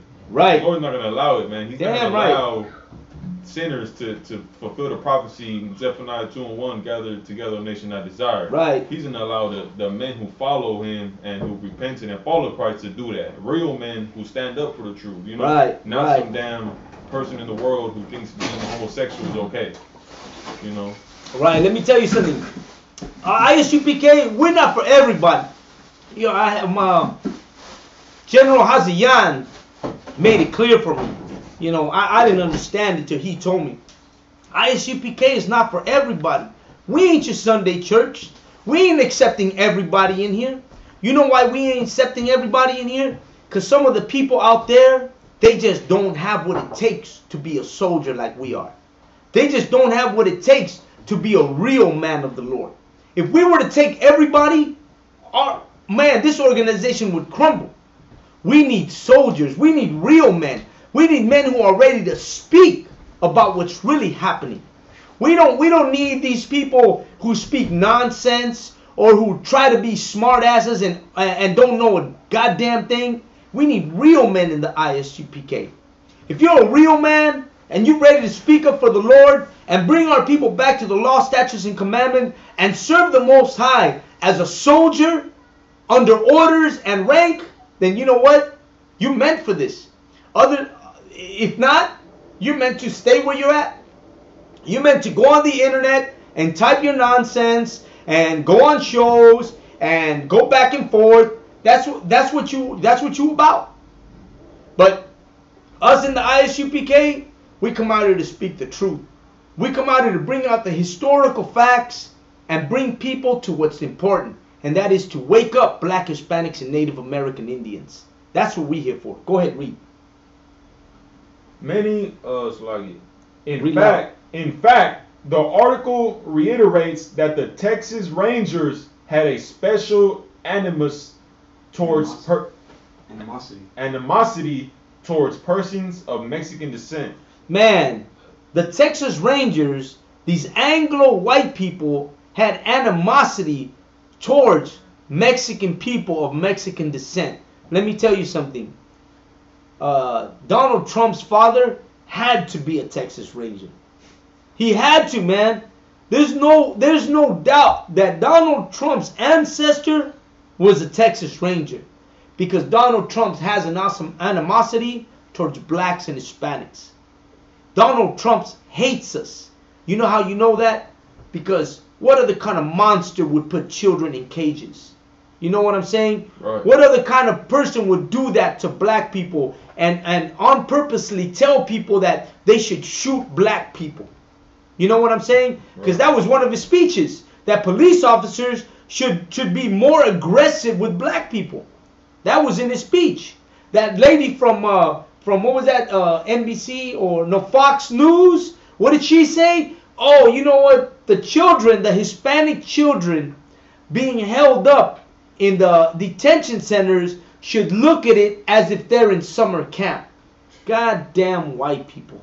How the hell are you going to tell these people that are being held in these cages that they should see it as if they're in summer camp? But you know what? That's the problem with blacks and Hispanics and people today. That they're looking at what's happening and they're thinking that, you know what? It's all good. We should take it lightly. They've always told us, you should forget it, man. You know, just forget it, man. You have a good job, bro. You have a good job, you know. You're getting paid well. You got good insurance. You know, you should worry about that kind of stuff. You should be okay with what's happening. Don't worry about them. They're training you to not worry about anybody. They're training you not to worry about your brother and sister and to just worry about yourself. You know what that is? That's selfishness. Right. The white man is a selfish monster whose all he's ever thought about is himself. He's never thought about anybody else but his own progress. He has taken Latin American countries and exploited their natural resources to better himself. And let me tell you something. The corporations that did that, they weren't thinking about the nation. They were thinking about themselves. How could they better themselves in America? Not how could we better America, but how could we better ourselves? You know what I'm saying? Right. That's a selfishness that the white man has. Everything that's happened in American history has not been for the nation, but for the selfishness of the individual who has done that to, for, and with the nation. You know what I'm saying? Go ahead. Many of these lynchings were treated as a public spectacle. Man, these lynchings, the lynching of the black and Hispanics in the 1800s? the same time as the 18 and early early 1800s all the way to the 1900s. Man, these lynchings were spectacles. They would lynch our people like a show, like they'd pass out flyers. They were like, "Hey, come to my party, bro. I'm gonna hang a nigger. Come to my party, bro. I'm gonna hang a Mexican." One white man, one rich man would be like, let's have a barbecue. Go get a Mexican for we can hang him. Go get a nigger for we can hang him. We're gonna, not only we're gonna have a barbecue and beer and music, but we're gonna hang a nigger. We're gonna hang a Mexican. We're gonna hang a Native Indian. We're gonna have a great time. And you know what? They go and they gather, and that's exactly what they do. Go ahead. If I could too, they still do it today. They still do it today. They just don't do it as openly. Right. That's why you sometimes see videos on Facebook where it's white people saying, hang that nigger or kill them all and this and that. They talking smack about the Mexicans, because they still do it. Still do it. Just like that young brother who died, he had the Skittles with the Arizona and he got shot. Oh, God. I forget his name. Andrew Zimmerman is out of jail now. Right. And he's selling autographed Skittles and selling them for $2,000, $5,000. Yeah, they think it's funny. Selling a picture of that brother dead on the grass as a goddamn on a canvas, and he's making money off of it. That's the public spectacle today, you know. But they passed a law that rappers, if you go to jail, you can't make money off your rap music. But this guy's making money off the killing of this young brother. Innocent blood. Innocent brother. You know what I'm saying? But they can do that. Man, you got to start to understand that if you black or Hispanic or Native American Indian in America, you better start realizing, man, that you ain't got those same rights that they have. You better begin to understand that you ain't the same compared to these people. You have to get off your trip and stop thinking that everything is all right, because it's not all right. You running on borrowed time. And that time is when the next time a police officer pulls you over, are you going to be that next person on that video? Are you going to be the next Trayvon Martin? Are you going to be that next, Sanchez or Delgado or whoever that is that got killed? Nah, man. You better know that that's what's awaiting you. Go ahead, read. Anglo celebrated each of these killings as if the acts were in accordance with community wishes. Right. Re-solidifying society and reinforcing civic virtue. Ringleaders of such lynchings often mutilated bodies of Mexicans. Man, mutilated bodies of Mexicans. You know what a mutilated body is? They would cut off your parts and they would give them out as what do they call it? As souvenirs to the people that attended the hangings. Man, that was famous for that, man. They make postcards. They do all kinds of things. Man, these people are wicked. You know what I'm saying? These people are wicked. How can you do that to a man and give up these pieces to people as souvenirs? Only a wicked individual would do that. That's how deep this is. You just don't understand that you're arguing nonsense while these people are wicked as hell. You're coming up against a brother that's speaking out for black, Hispanics, and Native American Indians and the atrocities that happen to us from a wicked people. That's wicked. To cut off your penis and give it away. To cut off your toe, your arm, your leg, and give it away. And you want to argue with me about what I'm wearing? Come on, man. You stupid. Straight. It's the truth, man. It's incredible that our people today, that's why we gotta speak. Because today our people are so dead, man, are so ignorant that they'll find stupid things to argue about instead of seeing the big picture that our oppressor hates us, kills us, murders us, and commits atrocities against us. Go ahead. If I could, so I want to bring out the scripture. How you were saying, we're on a time that's running out. That time is the grace period. The grace period that Christ gave to us when He died for us. Right. A grace period to repent and start keeping the laws and the commandments, or to keep sinning Right. and being wicked and be put to death with these other heathens with the same judgment that they got. Con. Can I read this? Go ahead, read. Go ahead and read that scripture. The book of Romans chapter 6 verse 15. What then? Shall we sin? What then shall we sin? What then? Shall we sin? Go ahead. Shall we continue sinning? What's the sin? Breaking the law. Right. You understand? Go ahead. Because we are not under the law? Because we're not under the law. What is that talking about? Because back then in the Old Testament, this law right here is talking about being punished for sinning. Right. So should we keep sinning under grace? Should we keep sinning because we're not going to get put to death by priests for sinning? Go ahead. Right. But under grace? But under grace. But instead, we're not getting put to death for sinning, but we're under grace. Right. We have a time period. Right now, we're ignorant of the truth. But once you know the truth, you gotta stick to it. Once Right. you know you can't eat pork, you gotta stop eating pork. You understand? And you gotta start coming back to the Lord. Start coming back to Christ, because that's you coming back. You're fulfilling the purpose of the grace period. But Right. if you wanna tempt the Lord and you wanna mess around and not go in all the way on the truth, you wanna keep sinning. Guess what? That's fine. Enjoy it. You better enjoy it. You better be happy in the wicked world, because when Christ comes back, he's going to put you to death. Damn You right. understand? Damn right. And remember, there's a scripture. God, he gives life and he also takes it. Right. You know what I'm saying? So just the same way the Lord gives life, the Lord can take that life. Just the same. Go ahead, read. Go ahead. God forbid. God forbid. You understand? That's it on there, sir. Man, so it's important, man. You know what? We read scripture here. We bring out the scripture. We may talk because we have to give an understanding that my job is to let you know and put in perspective that what's happening to us today has happened to us throughout all this time. This is nothing new for us, man. This shouldn't be something new. This shouldn't be something like surprising. Man, we've always gone through this. The reason is because we've refused to keep the law, statutes, and commandments of the Most High. You know what I'm saying? Like, we've chosen to go against the Most High. We think we're smart. We think we know it all. We think that we follow the Christian ways, thinking that it's all good. But let me tell you something. That's not what it's about. If you ain't keeping the law, statutes, and commandments of the Lord, you're breaking the covenant that you made at the Mount of Sinai with Moses, that you would keep these law, statutes, and commandments. Right. And you've gone back on your word. And today, blacks, Hispanics, and Native American Indians are being punished because we've chosen to not keep these laws.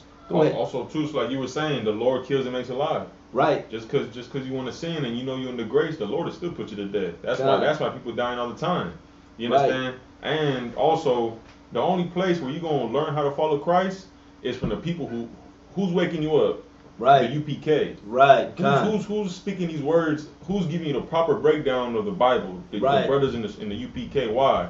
Because the Bible says there's only one body. Right. Around Christ's time, there was other people preaching the truth. Right. And his disciples were like, hold up, they were trying to go check them for doing what they're doing, but Christ is like, nah, don't do nothing to them. Right. You understand? We're the ones under Christ. You truly want to repent and serve Christ? Tune into these classes. Come to class. Start keeping the law. You understand? Con. And that's what you need to do, man. Con. Go ahead. What I was gonna say is, they weren't preaching the truth. They were preaching the Bible. Right. You know what I'm saying? Just like today. Con. Right. You know what Right. I'm saying? And let me tell you something. You know when you're dealing with the man of the Lord, because we're doing the work. You know what I'm saying? Like, I can't, I see a lot of people on the internet. I see a lot of people posting stuff. But who's really out there doing the work of the Lord? Right. Who's out there taking that risk? Who's out there facing those that destroyed us and telling them and condemning them for what they did to us? Not everybody, man. When and I'm gonna say it like this, a lot of people criticize, you go to those camps. Let me tell you something, those people that are out there on the street, man, they're risking a lot. Because you know what? They kill people for less than that.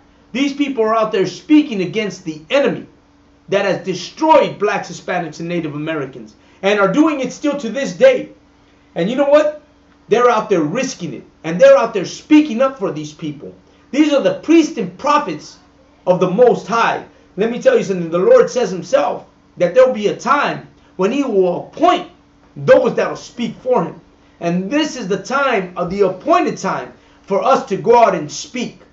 You know, what good is it you for typing? What good is it you to be on the internet? You do nothing. You know what I'm saying? What it is that you need to come into this truth, into the ISUPK. This is the place where men dwell.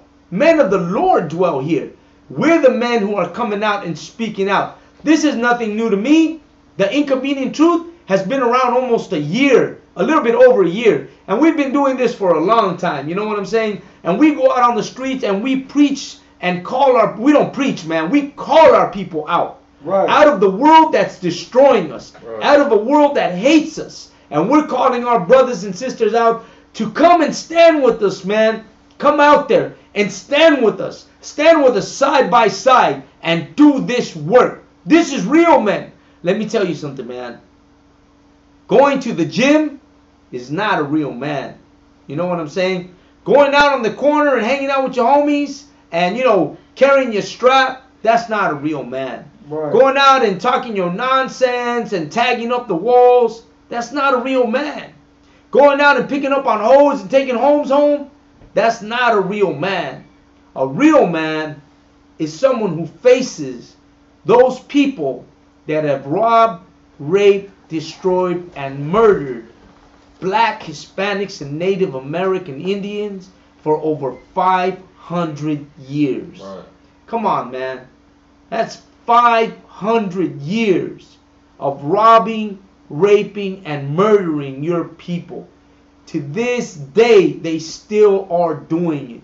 They're still pulling your sisters out of cars and beating them on the street. They're still pulling your brothers out and shooting them.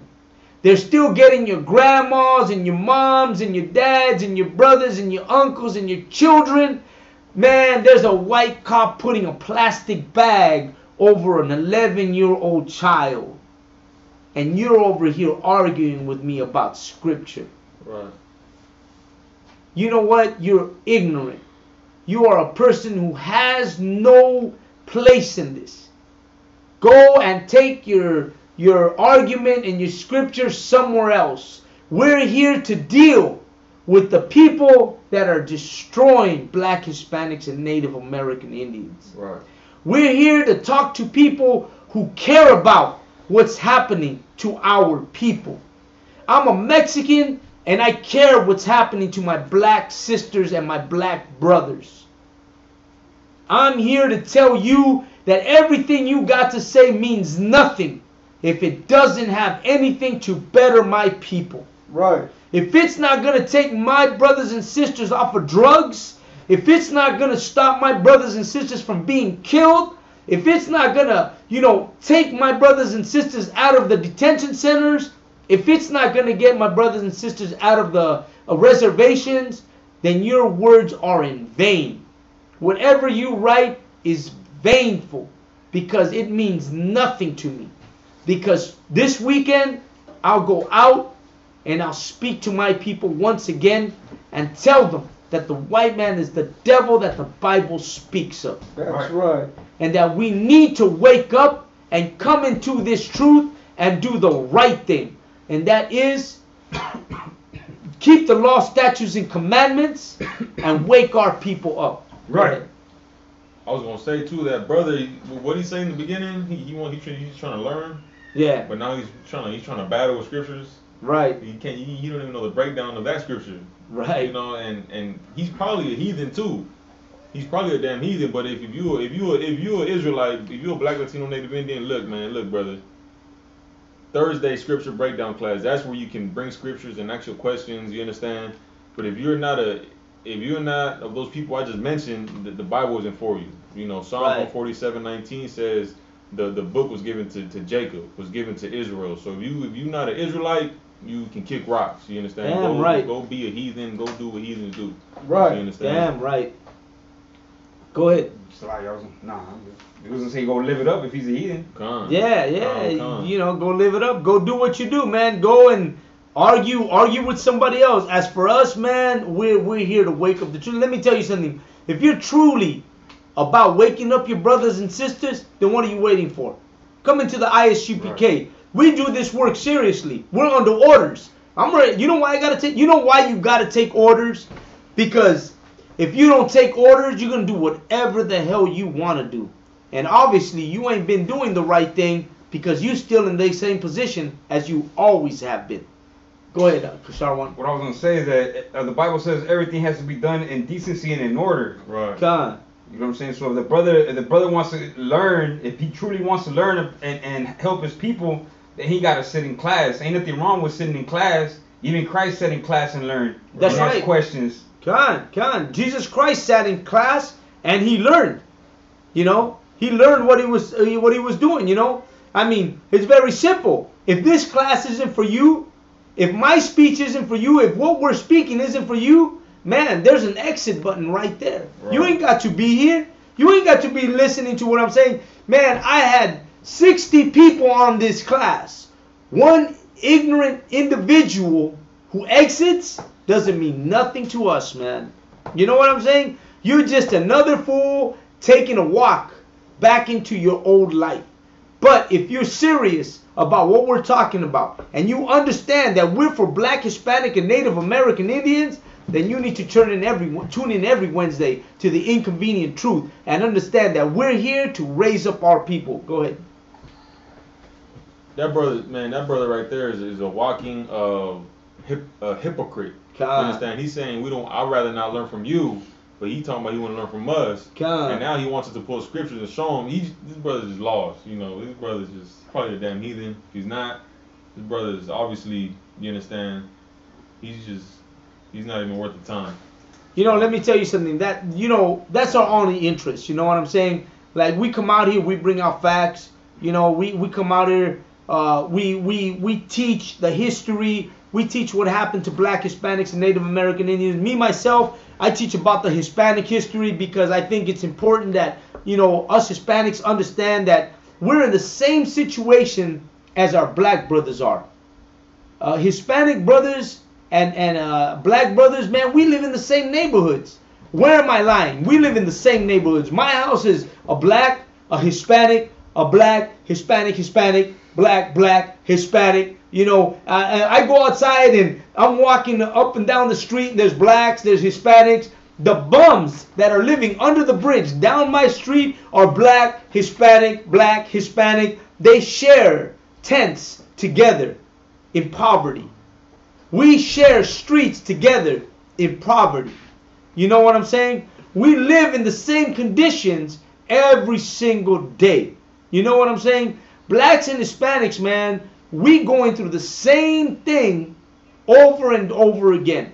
My Black brother's complaining about, goddamn, I got my bill, and you know what? I don't even know what I'm going to do. And next month, I'll get my bill, and I'll be like, goddamn, brother, I don't know what the hell I'm going to do. You know, let's go get a drink because, you know, I just don't know what the hell to do with these bills. We live in the same condition over and over again. The beauty of it is that when you come into the ISUPK, now when your brothers meet you, you know, now we talk about the things that really count. Right. And that is, how are we going to wake our people up? How are we going to go out there and call our people to the reality of what's happening to us? Go ahead. So, like, if I could also, you know, when you were, I don't know if he's still listening or if he's not, but, I mean, you know, when you come in here, you might have something in mind. You know, you may be in here for a certain reason, but when you come in here, there's no way that you can sit through these classes and not get the same spirit that every other brother has. Right. You know what I'm saying? Eventually, you're going to stop worrying about yourself. You're going to stop worrying about your own troubles, and you're going to just be in the spirit. You know what I'm saying? You're going to just be molded like these brothers and just worry about your nation, just like every one of these brothers. Every one of these brothers got their own thing going on. Right. They got their own issues, but when we come together, it's the most glorious thing because we put everything aside, and now we have one thing in mind. We're in one body now, and we worried about how to get our people together. You know what I'm saying? Putting all our troubles behind, putting our infirmities aside, and all that, and just coming together and being one body and doing it for our nation. You know what I'm saying? Something that ain't nobody else doing. Right. You know what I'm saying? That's why we gotta do it. That's why we gotta go out there on Saturdays. That's why we gotta be in here, you know, on Wednesdays teaching these classes, and every other day that you know, classes get taught, because ain't nobody else doing it. You know, nobody else is telling you that the law's not done away with. You know what I'm saying? So it's like, man, you know what I'm saying? The Christian church and the Catholic church is allowing you to sin. Therefore, since you sin, then the Lord is against you. You get what I'm saying? But ain't nobody going out there telling our people, you need to stop sinning, because that's why all this is happening to us. Because the Lord is not with us when we keep doing these things. You understand what I'm saying? That's why we so up against the Christian and the Catholic Church, man. Because they're allowing these bad things, all these curses that you find in the chapter in the book of Deuteronomy, the 28th chapter, to happen to us, to happen to our people. You know, all these curses keep happening to us because the Christian Church and the Catholic Church are teaching people that the law is done away with. You know what I'm saying? They like I said before, they're not bringing it up to people's attention of why this is happening to us. We the only ones out there speaking up. It's like, what is it? We telling Israel their transgression. Right. Like it says in the book of Isaiah, right?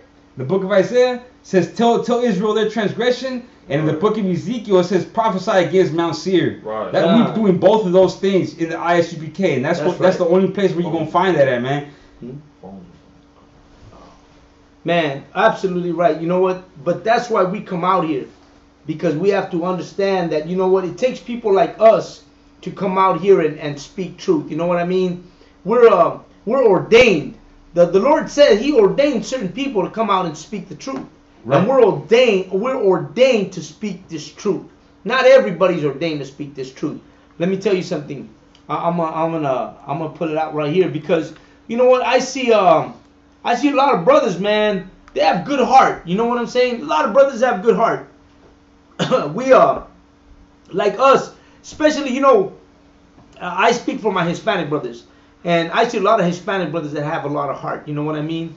Like my brother Ortiz. You know, a lot of brothers have a lot of heart, because you know it's hard to not understand how a Hispanic brother cannot have that heart, that revolutionary heart. You know what I'm saying? You know why? Because, like, if you look at the Mexican history, we have always been revolutionary people. You know, and once again, you know, I'll go through Zapata, Villa, you know, Hermanos Magón, Rubén Jaramillo, Cesar Chavez. Like, I could go through a gang of Hispanic people, like a list, unstoppable list of people that have decided, you know what, this can't be. I gotta raise a voice. I have to fight. Our spirit is like that.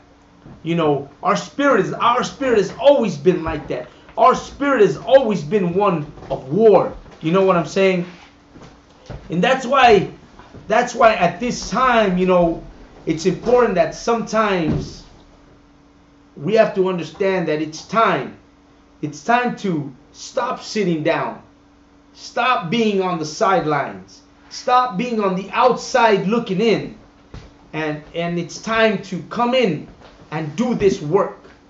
You know, you don't understand this work, man. You don't really understand this work till you do it. When you go out there and you speak on Saturdays at what they call camp, right? When you go out there and speak, it's a power that comes over you to call your people to a time of need. You know, you're not like everybody else. You're not like your brother. You're not like your sister. You're not like anybody, man. You a person set apart. You a person that has been called. That's why you're always on the show, because you have been called to do this. I'm telling you, because I used to watch. I used to be on the outside looking in. And every time I watched, I was like, man, that's me right there. Like I'm called to do this. Right. Like I'm the one who needs to be doing this. Like, shit, man, my spirit is like that. Like, man, I might be Zapata reincarnated, you know what I'm saying? I might be one of those brothers who spoke up. That might be me in this time. I can't let it go. I can't lay it to rest. I have to speak up for my brothers and sisters. I can't be a coward like Mr. One. I have to speak. I have to come out. I have to understand that blacks, Hispanics, and Native American Indians are living in a time of fear, man. And, you know, I have to do this. And you know what the thing is? That you have to take that jump. You have to travel. Like I used to say, man, I can't go out there, bro. But I did. I made it out there. You know, sometimes my son would like, you know what? I can't make it out there, Pops. But he'd leave at 5 o'clock in the afternoon and come back at 11 o'clock at night. But he'd take that trip because he was dedicated to saving his people. That's right. To save your people, it takes dedication. It takes love, man. It takes something. You know, you got to understand that a lot of our ancestors who were revolutionists, man, they didn't have transportation.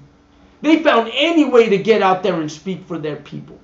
And we should understand that. We should understand that, man, there can be nothing holding us back from speaking up and calling our people. Man, I encourage you, man. I encourage brothers like Ortiz and brothers who are always on this show to, you know what, take that step, brother. Come out here and join us, man. We got a camp, man. We got the Cali Kings out here. We doing this work. Man, we Hispanic brothers have joined up and we're like, man, we love this truth. Man, to us, it's like we're looking forward to that Saturday. Man, it's like releasing pressure when you go out there. You know what I'm saying? And that's why it's important that we come out here and we do this truth. And we set everything aside. Man, fuck everything in those words. You know what I'm saying? Right. And this is more important than anything, to call our people out. You know why? Because it's ridiculous that a cop puts a plastic bag over an 11-year-old child. Because it's ridiculous that a cop shoots a pregnant woman. Because it's ridiculous that a Hispanic woman gets pulled out of her car by the hair by a goddamn cop while her children are crying inside the car. You know what I'm saying? Because who's going to speak for these people? You know what? Right. We're going to speak for these people. We're going to stand up. We're going to raise a voice. We're going to be those soldiers. We're going to be those people that are going to say these things. That's why it's important that we decide, you know what? It's time to do this work. It's time to man up, brother. It's time to, you know, gird your loins. ¿Qué te dice? Amárrate bien. Amárrate. Fájate. That's the word. Fájate, brother. Fájate. And come out and do this work. And join us, brother, man. We brothers, man. We come out here. We do this class. After this class, we're going to take a drink. We're going to eat. We're going to sit here and listen to some music. And we're going to love this day that the Lord has given us to speak to our people. Go ahead, Kashama. All right, Colonel Khan, you know, big up to everything that you said. And the only thing that I was going to bring out is that, you know, in the scripture that I brought out earlier in Ezekiel 33 and 11, at the end of the scripture it says, "Turn ye from your evil ways, for why will ye die, O house of Israel?" Damn. You get what I'm saying? What's going to stop you from coming in the truth? Right. You get what I'm saying? What's going to stop you from doing this work? Right. You understand what I'm saying? And yeah.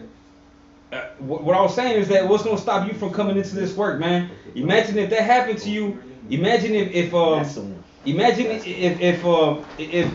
that was your daughter getting shot up with a baby inside of her. You know what I'm saying? Imagine if that was your son that got a bag put over his face. What would you do? You know what I'm saying? Are you gonna wait for something like that?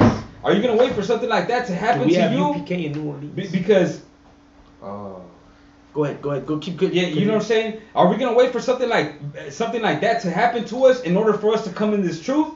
You know what I'm saying? Nah, you don't gotta wait for that, man. The Lord ain't waiting for you. He don't want that to happen to you. You understand what I'm saying? But it will happen to you if it needs to happen to you in order for you to come in. You know, or you will be put to death. So right here when it says, or why, it's like, for why will ye die? God. You know what I'm saying? God. For why will ye die? Why should you die? Instead of turning from your ways, nah, you good. I don't even feel it. Instead of turning from your ways and living righteously, you know what I'm saying?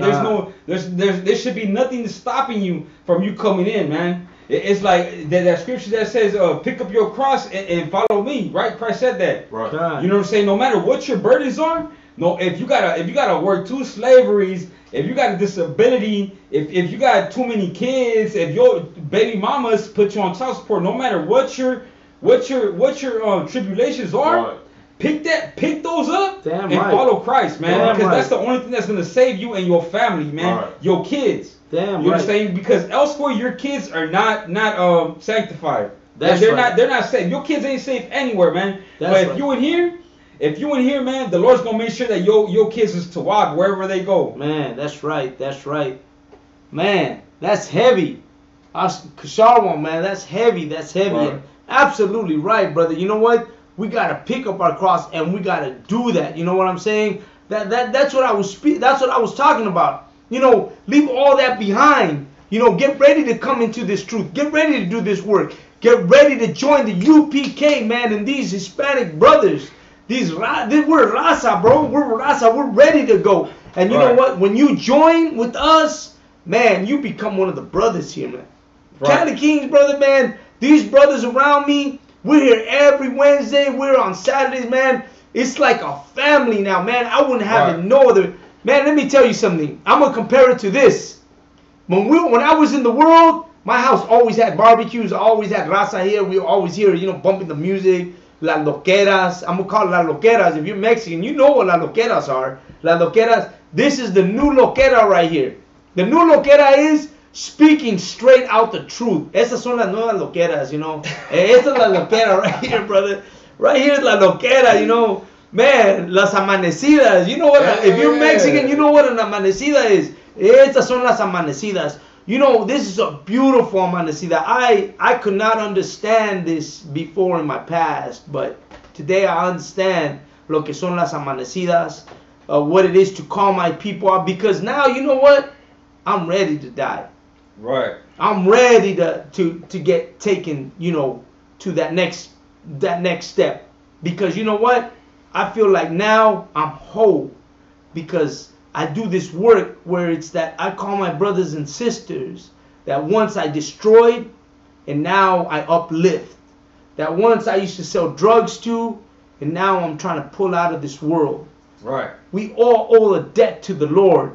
Right. You were either a whore, you were either a pimp, you were either selling drugs to your brothers and sisters, you were out doing some kind of nonsense, killing your brothers, beating your brothers and sisters. And you know what? You owe a debt to the Lord. You owe something, man. Right. You think the Lord's going to forget that you went out and jumped your brother and beat the hell out of him and left him bloody in the street? Or that you sold drugs to your homies and that they lost a family, lost a job, lost everything because you decided to sell them drugs? The Lord does. You might have forgot, but the Lord ain't forgetting anything that you did. You know what? There's a brother who no longer has a family and no longer has a job and has not been able to recover because you sold a 20 sack of coke to him. And that brother got hooked and that brother lost his life. Because why? Because you decided you needed some money for the weekend to go out to El Parral and party. Right. You know what I'm saying? And now that brother's lost. And he'll never regain his wife or his children because you destroyed him. So let me tell you something. You owe the Lord a debt. And you know what that debt is? To wake up your brothers and sisters. Right. That's the debt you owe your people.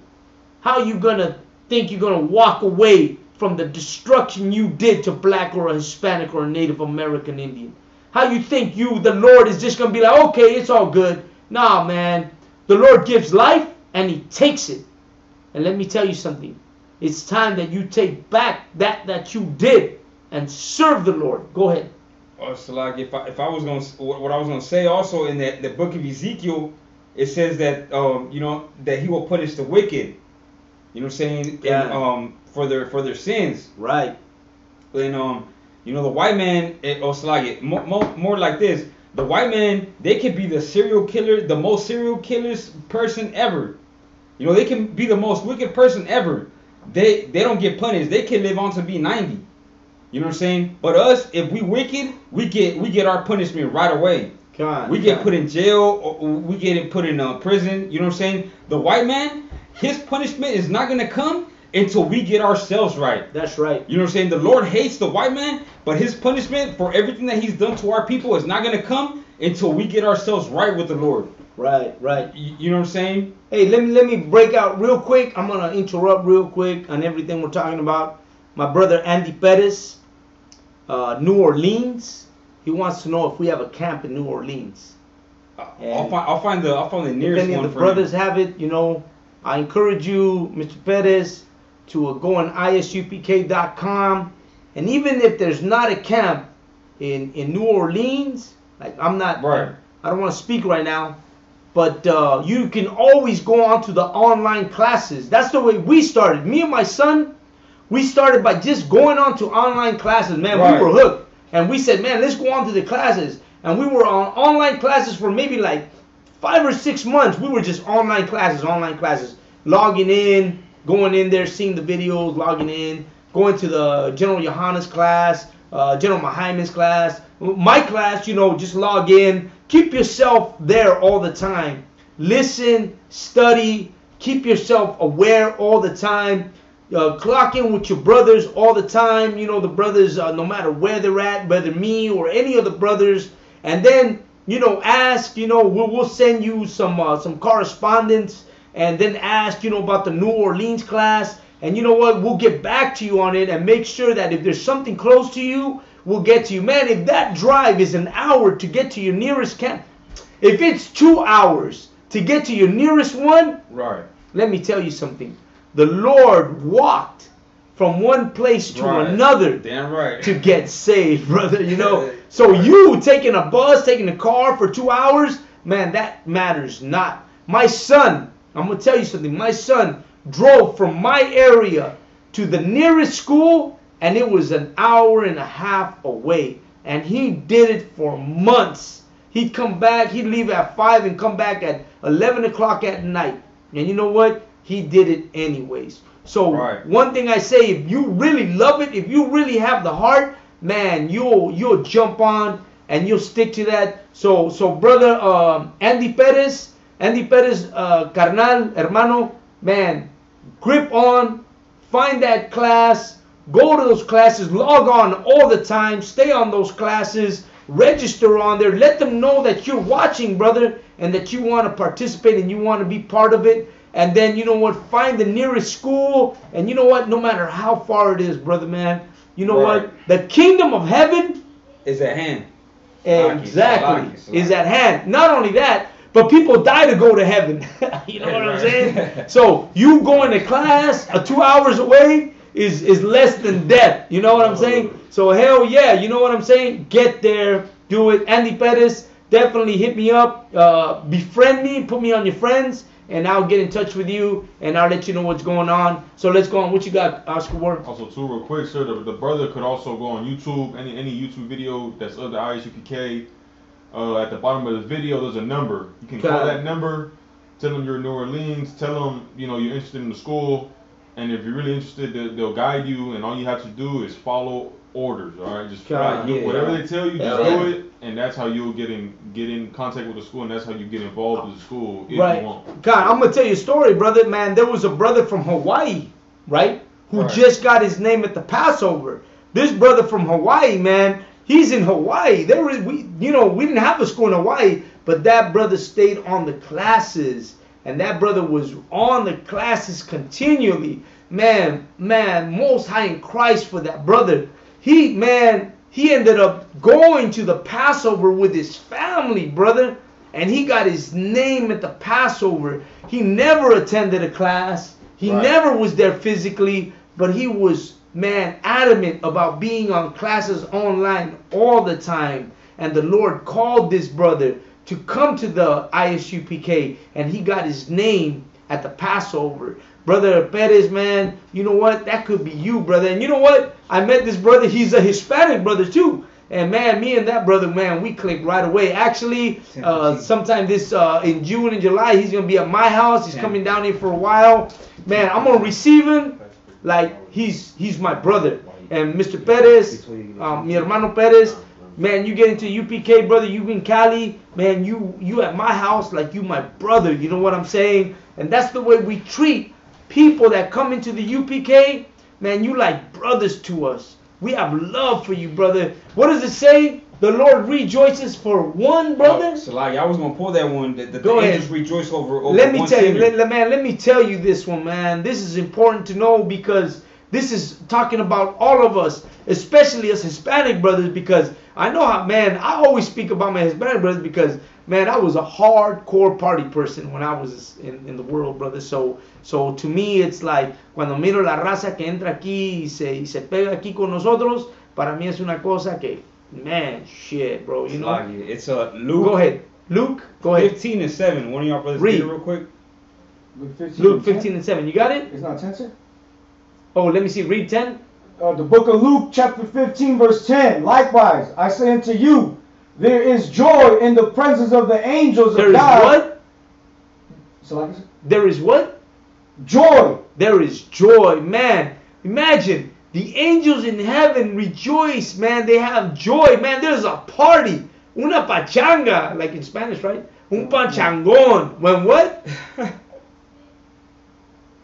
In the presence of the angels of God over one sinner. Over one sinner. Let me tell you something. All of us, man, I'm going to talk about Hispanics, bro. I know we all sinners. You know what I'm saying? Because if you were like me, if you were raza from the street, man, las desveladas, los pachangones, las pinches desveladas, you know what I'm saying? I already know. Go ahead, read. That repented. That repented. You know what? That we decide, you know what? El baño número 3 is no longer for me.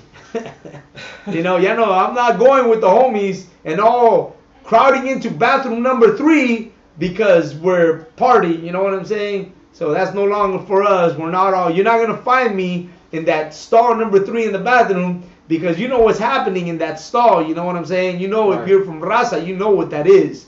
But now we different people. We people that are coming into the service of the Lord. And now what we're doing is we're calling our people to stop doing those things, to stop killing ourselves, to stop killing our brothers when we sell drugs to them, to stop doing these things that we used to do. Now we're different people. Now we're people who show love for ours. Go ahead. What I was going to say was that, yeah, when you stop doing that, when you stop being that brother that you were in the world, when you stop being that person, you gotta beware, man, because your family is gonna be the first one to hate you. Oh, come on. You know, you're doing all kinds of wicked things. Right. But when you start to switch things up, your family, the closest one to you, are the ones that are gonna be hating you for changing. Damn. And you're gonna think in your mind, man, I thought they would be happy. I thought that's what they wanted from me this whole time, for me to stop doing my wickedness and become a new man. Right. But they're going to be the first ones to hate you, man. They're going to be the first ones to hate you for you not getting high. They're going to prefer you being high.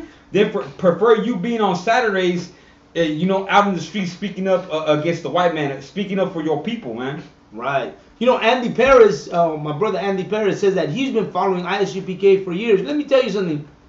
I did too. I used to watch videos for a long time. But you know what? There's a time to watch and there's a time to act. Right. I'm going to say that today in our time, with all the tragedies that's happening to our people, and with that spirit that we have in us, man, it's time to act. It's time to stop watching, and it's time to start acting. It's time to come out here and do this work. Right. It's time to stop logging in and start joining us in this fight.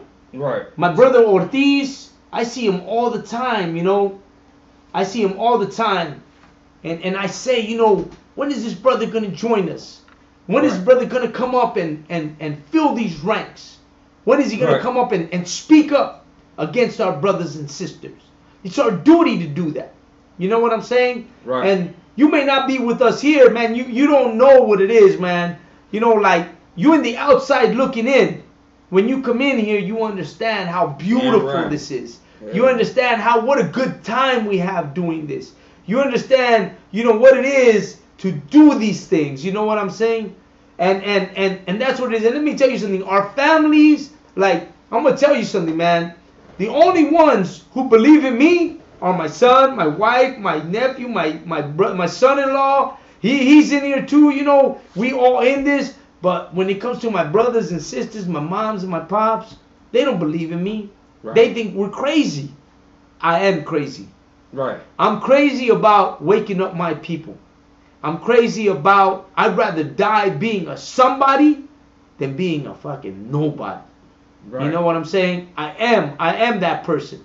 And I'm glad they see me like that. You know when every time I go and they, man, why you saying those things? Because I love saying those things. Because ain't no one else going to say those things. Because what does the word holy mean? A separate spirit. We're separated. We ain't like our brothers and sisters. We ain't like our moms and our pops. We are separate people. We those individuals that went out to war when we were Aztecs. We those separate people that went out to war when we were fighting our oppressor. We those separate people. We not like them. We a different type of people. We warriors. Go ahead. So like what I was gonna say earlier was that you mentioned something about if you were somebody reincarnated. You know what I'm saying? I don't know if you were that person reincarnated, but I know one thing that will never change. Just like they can never get you to change now. So I know in your past life you must have spoke up against the oppression. Right. You know what I'm saying? And another thing that I was going to bring up is the scripture right here. That says it's in the book of Ecclesiastes, chapter 3 and verse 1. To everything there is a season. To everything there is a season, man. You know what? Some white man made a song about that. Go ahead. Salagi. And a time to every purpose under the heaven. Let me tell you something. There's a season and a time. Right now is the appointed time for us Hispanics to wake up to this truth. You know what? We're warriors, man. We've been warriors throughout every century. Man, I could go through every decade and show you the revolutionists of Latin America. It's our time. We those people. We those ones calling out to this time. Go ahead. And I'm going to drop down to verse 7. It's like it. Verse 7. A time to rend and a time to sow. A time to keep silence and a time to speak. It's a time to speak. Your time of silence was when you were getting high, when you were getting crazy, when you were out at the parties, when you were out with them hoes, when you were out with the banda, the norteño, the clubs, the loqueras. That was your time. But right now is the time to what? And a time to speak. It's our time to speak. Continue reading. Verse 8. A time to love and a time to hate. You know what? We loved our oppressor. We thought living in America was the greatest thing that there was. But you know what? It's time to hate. It's time to hate everything they're doing to us. It's time to hate that they're holding Hispanic children in those detention centers across America. It's time to hate that they're killing black people for no reason. It's time to hate that our brothers and sisters that are Native American Indian are disappearing off the reservations. This is our time. Read. A time of war and a time of peace. Well, let me tell you something. That time of peace is over. It's time for war. And the war we're bringing out is a war of knowledge, a war of understanding, a war of intelligence. And this is our spiritual war that's in our face today. Read. Oh, that's it on that slide. And you know what? That's the time to wake up today. This is what it is. Go ahead, brother. So like I said, you know how you mentioned that, you know, our folks think that we're crazy. I have a piece upon that. Go ahead. This is the book of 1 Corinthians chapter 4 verse 10.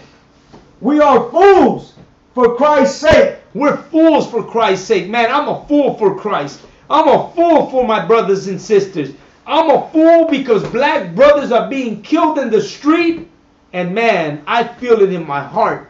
I am a fool because my Hispanic brothers and sisters are being pulled out of their car by their hair, bro. And their children are crying in the back seat. Man, I'm a fool for that. I'm a fool because you know what? My black brothers are being shot, kicked in the head, beaten, the white man's knee to their neck, and they're being taken and arrested and then disappearing for no reason at all. Man, I'm a fool for that. I'm a fool for all that. Because you know what? For me, it's not a joke. I hate what's happening to my brothers and sisters. Read. But ye are wise in Christ. But we're wise in Christ. We come into this truth and we become a wise. We understand that this is that's happening. What does it say?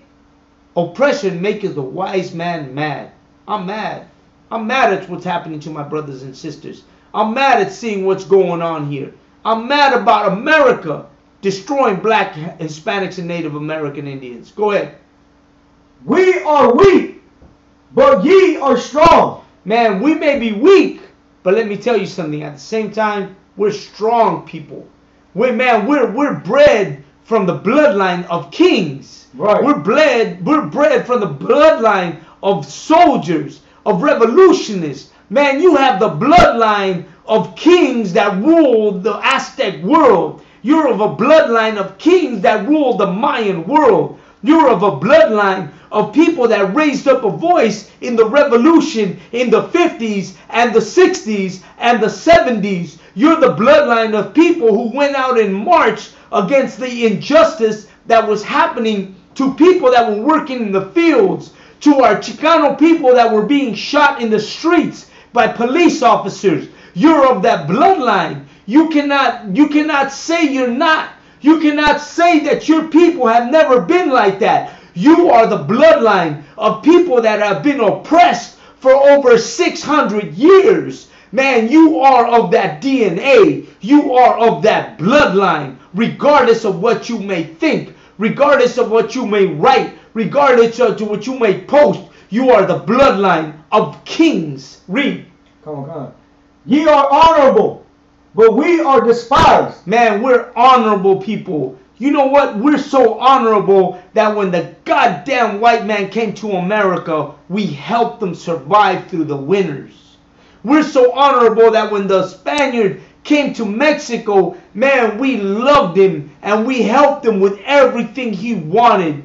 We're so honorable that today we serve in the white man's army for his own, progress, for his own convenience, for his own prosper, and yet we live in poverty.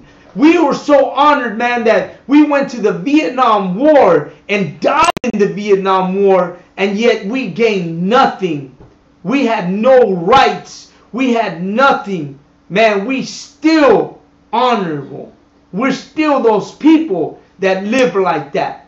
Even today, knowing what the white man has done for us, we still love those people. It's time to wake up. You got any more? It's time to wake up, man. We're those people, man. The Lord wrote that. That's in the Bible. How can we not be those people? How can you not want to come and join us every Saturday at camp? How can you not want to come and be with us on Wednesdays to speak this truth? How can you not want to come out here and be part of this army that's being raised to speak up against an enemy? It's time, man. It's time that you give up your laziness. It's time that you give up all that, what is that called? You're procrastinating, man. It's time to give up procrastination and come into this truth. It's time to stop saying I live too far. It's time to stop saying I work too much. It's time to stop saying that. It's time to come in here and put on that black and give yourself a real name that the Lord has chosen for you, right, and become a soldier for the Lord. And do this work that has been appointed to the people of the Lord in this day. Go ahead. I was going to say, get yourself ordained, get yourself a name, get yourself some oil poured on you.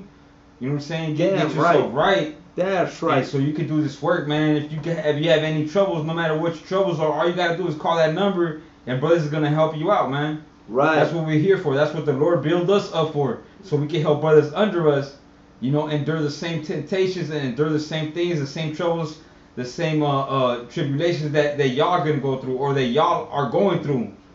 You understand what I'm saying? That's what we gotta do. That's what we were built for. Just like the brothers over me were built, and they were built up by the Lord, you know, to help me out through my tribulations. That the same way I was built by the Lord to help the brothers under me, you know, work through their tribulations in order for we to get this nation right. Right. Let me tell you something, man. Then you know what? I say all this stuff because I was that person. Go ahead. Oh, you ready, Sam? Oh, no, All good. Hey, I say that because I was that person. Man, Right. let me tell you something. I never thought I'd speak like this. But you know what? Once you're here, you understand what's going on. This is the start of a new beginning. This is the end. This is the end of the beginning. You know what I'm saying? It starts right here. This is when you begin to see yourself as a new person. You know what I'm saying? This is when you begin to see yourself as a new person. Let me tell you something. Get ready, man. Because when you come into this truth, man, you ready to start that war. You ready to suit up. You ready to do this. Man, you don't know what you're coming into. You don't know what this is. You thought you joined a gang? Hell no, man. This is the gang right here. Right. You thought you were ready, man. You thought you got jumped into a gang? Hell no.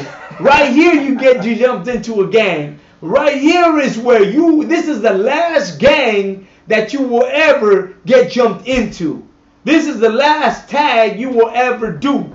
Right. And with this is the One West to the bury me. one west to the very, but Hebrew Academy.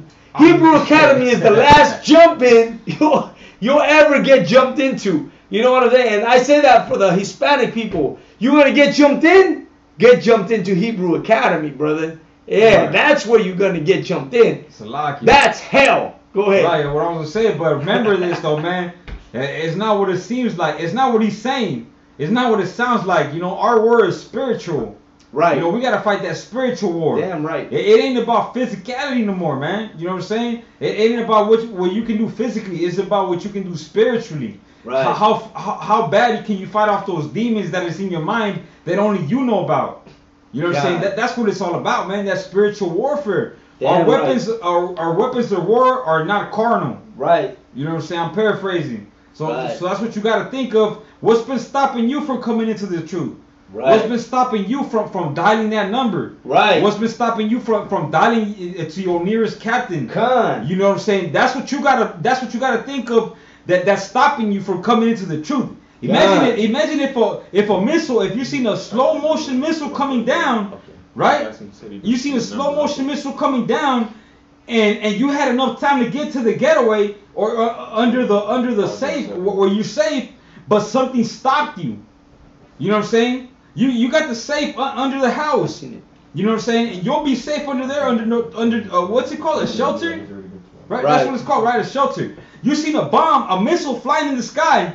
You had enough time to get down to the shelter to where you would be safe, right?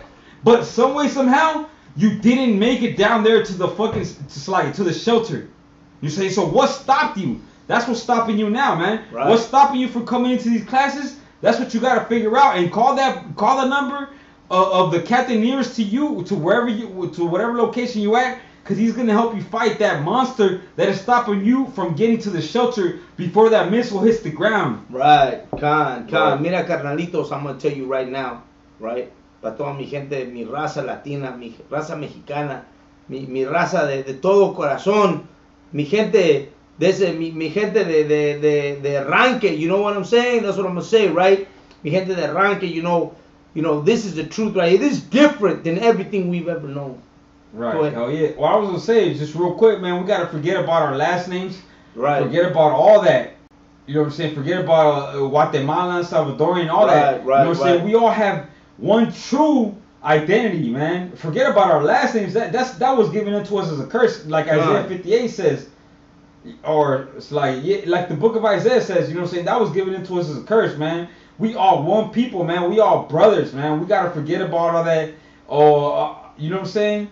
I'm from Guatemala, they're different than us. Nah, we all the same, man. We were just conquered by different people. That's it, man. Con. Let me tell you something about mi raza latina, all Latino America, everybody. I don't care if you're Salvadorian, Guatemalteco, fucking South American, Mexican, la verdad is that we got to come into this truth.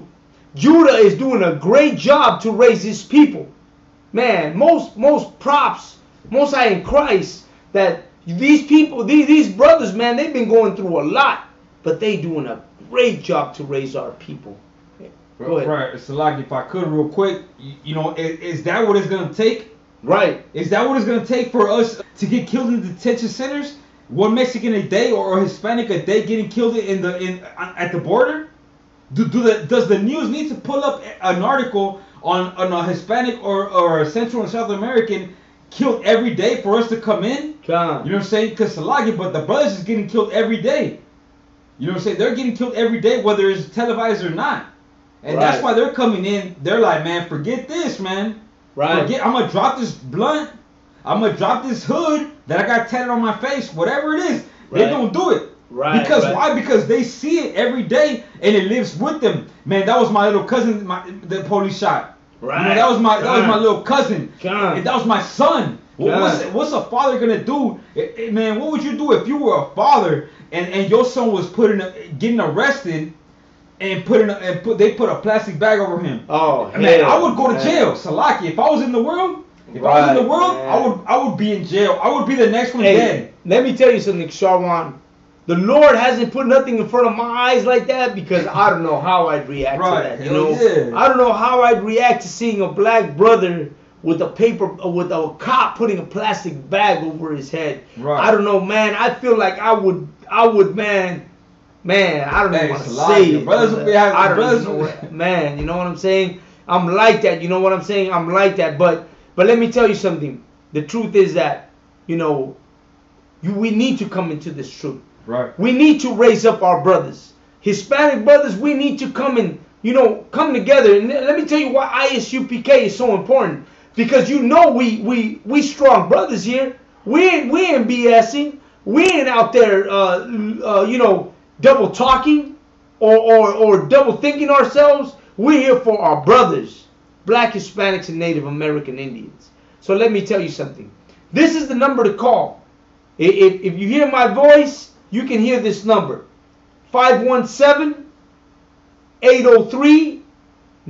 517-803-9993. That's the number that you got to call. 517-803-9993. That's the number of the school. Houston? Let me tell you something. You need to look up, man. You need to come into this truth. Because let me tell you something. I'm going to tell you something right now. When ISUPK is equal amount of Judite brothers and Mexican brothers, man, that's an army right there. Man, that is an army right there. That's a nation right there. That's a nation. They can't even handle that right there. Damn right. That's a nation. There ain't no stopping that. And let me tell you something. I'm gonna tell you something, man. You don't know me, man, but I'm that brother that was out there. And let me tell you something. I know what time it is. And when we have equal amount of Hispanic brothers as equal amount as Judite brothers, American Indians, that it's gonna be over. Right. We're gonna be like, you're gonna be proud to be in here. When you speak to people, you're gonna be like, I'm in the ISUPK. People gonna look at you like, God damn, you in the ISUPK? That's an army right there. Right. That's some real shit right there. You know, I know, brother. I know. You know, and you know what? You ain't got to let go of nothing. I still live, man. My favorite is drinking with Chalino. You know what I'm saying? I put on some Chalino music. I'm drinking. I'm having a good time with my brothers. You know, we still are people. We just serving the Lord. Go ahead. Right. So like if I could, like what the Bible says, it says you gotta just follow all His commandments, and His commandments are grievous, right? Right. His commandments are not grievous. You don't gotta let go of everything. Right. But you're going to have to let go of something because of the way we were programmed and raised nowadays. You know, you're going to have to let go of something. But whatever you let go of, man, you're going to get it tenfold in here. Right. You know what I'm saying? Whether you had to let go of your homies or your gang affiliates that, you know, that just made you feel good, made you feel like a brother, man, trust. And here you're going to feel the real brotherhood, man. And you're going to not want to let this go. Let me tell you something. When you were in the UPK, you're gonna want to let go of everything. Right. You yourself, that spirit's gonna come out on you, and you're gonna be like, man, I don't care about nothing like that, brother. I'm right here. This is me right here. When I do my research, when I do my studies, when I'm studying the Bible, when I'm reading the Bible, man, I just want to go out there, and I already know what I want to speak about. I'm coming out of 125th Street, Harlem Boulevard, out there, man, speaking the truth out there. If I could just just go ahead and on YouTube, you know what I'm saying, if I could support these channels, the ISUPK California and the Inconvenience the camp speakings of CHAAZAQ and the rest of the brothers in California, man. Jump onto our Inconvenient Truth CHAAZAQ on Facebook, so let's get on that channel. Like that, you can always be with us. Hey man, we always gonna be out here speaking this truth, and we'll never sleep. We will never sleep on this. We're gonna be warriors till we in this grave, man. You know what I'm saying? So log on to ISUPK, subscribe to us on ISUPK YouTube, Inconvenient Truth CHAAZAQ. Make sure you subscribe. Make sure you share, so that others can wake up to this truth, and we can help people to understand what's going on. Subscribe to both of them. Right. ISUPK California. Yeah, definitely ISUPK California, because it's truth. Stay with us, Hey, man, I want to thank everybody who logged on today and stayed on this show every Wednesday night in the Inconvenient Truth.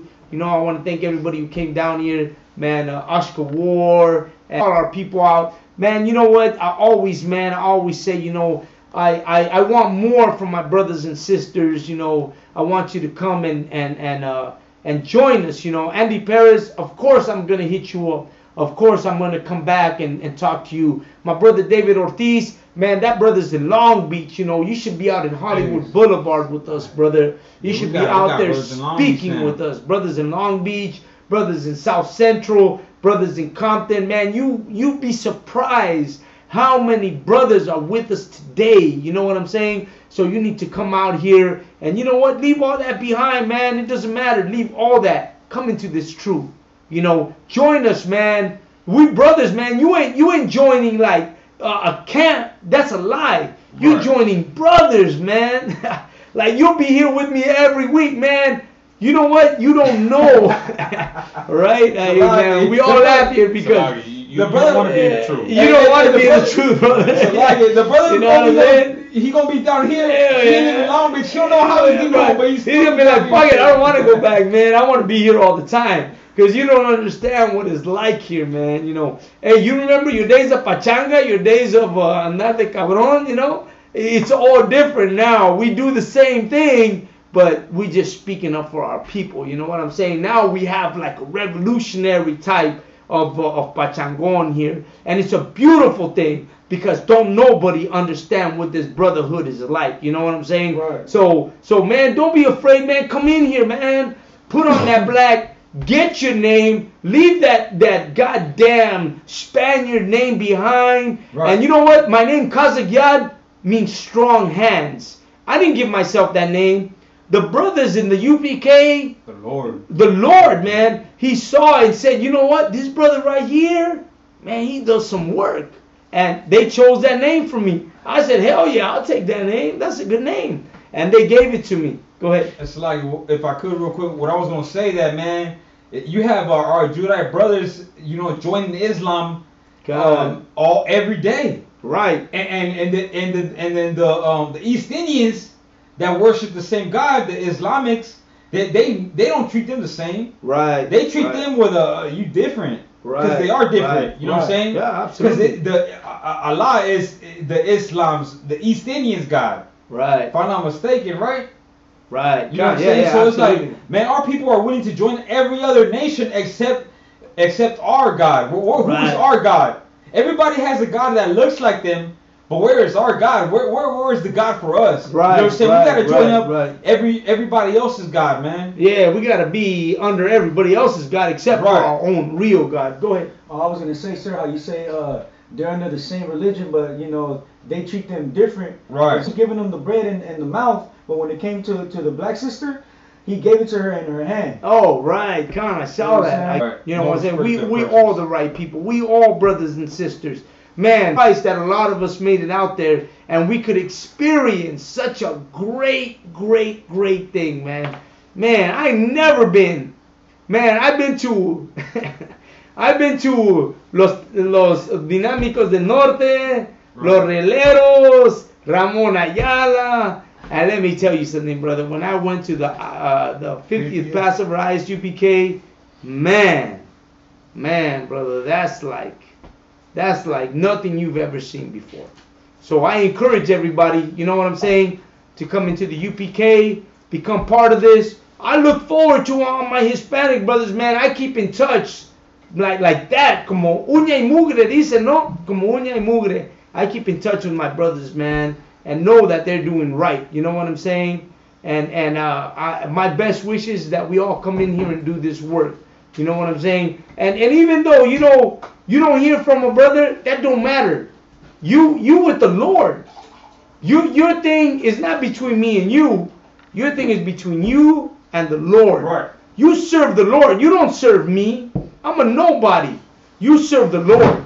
And when you serve the Lord, you should understand that the Lord is going to look after you. Right. You don't need to look after Kasharwan or Oscar War. You know, oh, they haven't called me. That don't matter. The Lord is looking after you. Right. You have a contract with the Lord, not with any brother. You know what I'm saying? So you may come and fellowship with us, but even though you're on your own, you can't make it, doesn't matter. The Lord is with you. When you come to see me, I'm going to receive you because we brothers in the Lord. And I love you, man, just the way the Lord loves you. Go ahead. So like what I was going to say was that the Bible says, you seek and you shall find. That's right. You know what I'm saying? So everything's not going to come to you. You know, you're going to have to go seek something in order to find it. If that's what you need, whatever you need, the Lord's going to provide of it, man. Right, your enemies, He's going to take care of them if you abide by His law, statutes, and commandments. Right. Con. Well, and with that, you know, we're going to close this class up because we've been here a long time. The water for everybody who watched us today, who stayed in tune, who kept in every Wednesday. The Inconvenient Truth, we're right here. We're bringing our brothers and sisters together. Man, come on, man. Join this. Come in here. Man, don't watch. Come in here live. Join us every Wednesday right here in this class. No matter where we gather, we are family, brother, and we're going to treat you like family. So we expect you to be in here. The water for everybody watching. Till next week, there's the ISUPK, Inconvenient Truth, coming from California. The water for everybody watching. Till next week, Shalom, Yahweh Ba'ashim, Yahweh Shai Barakatah, and we out. Shalom, Yahweh Ba'ashim, Yahweh Shai Barakatah.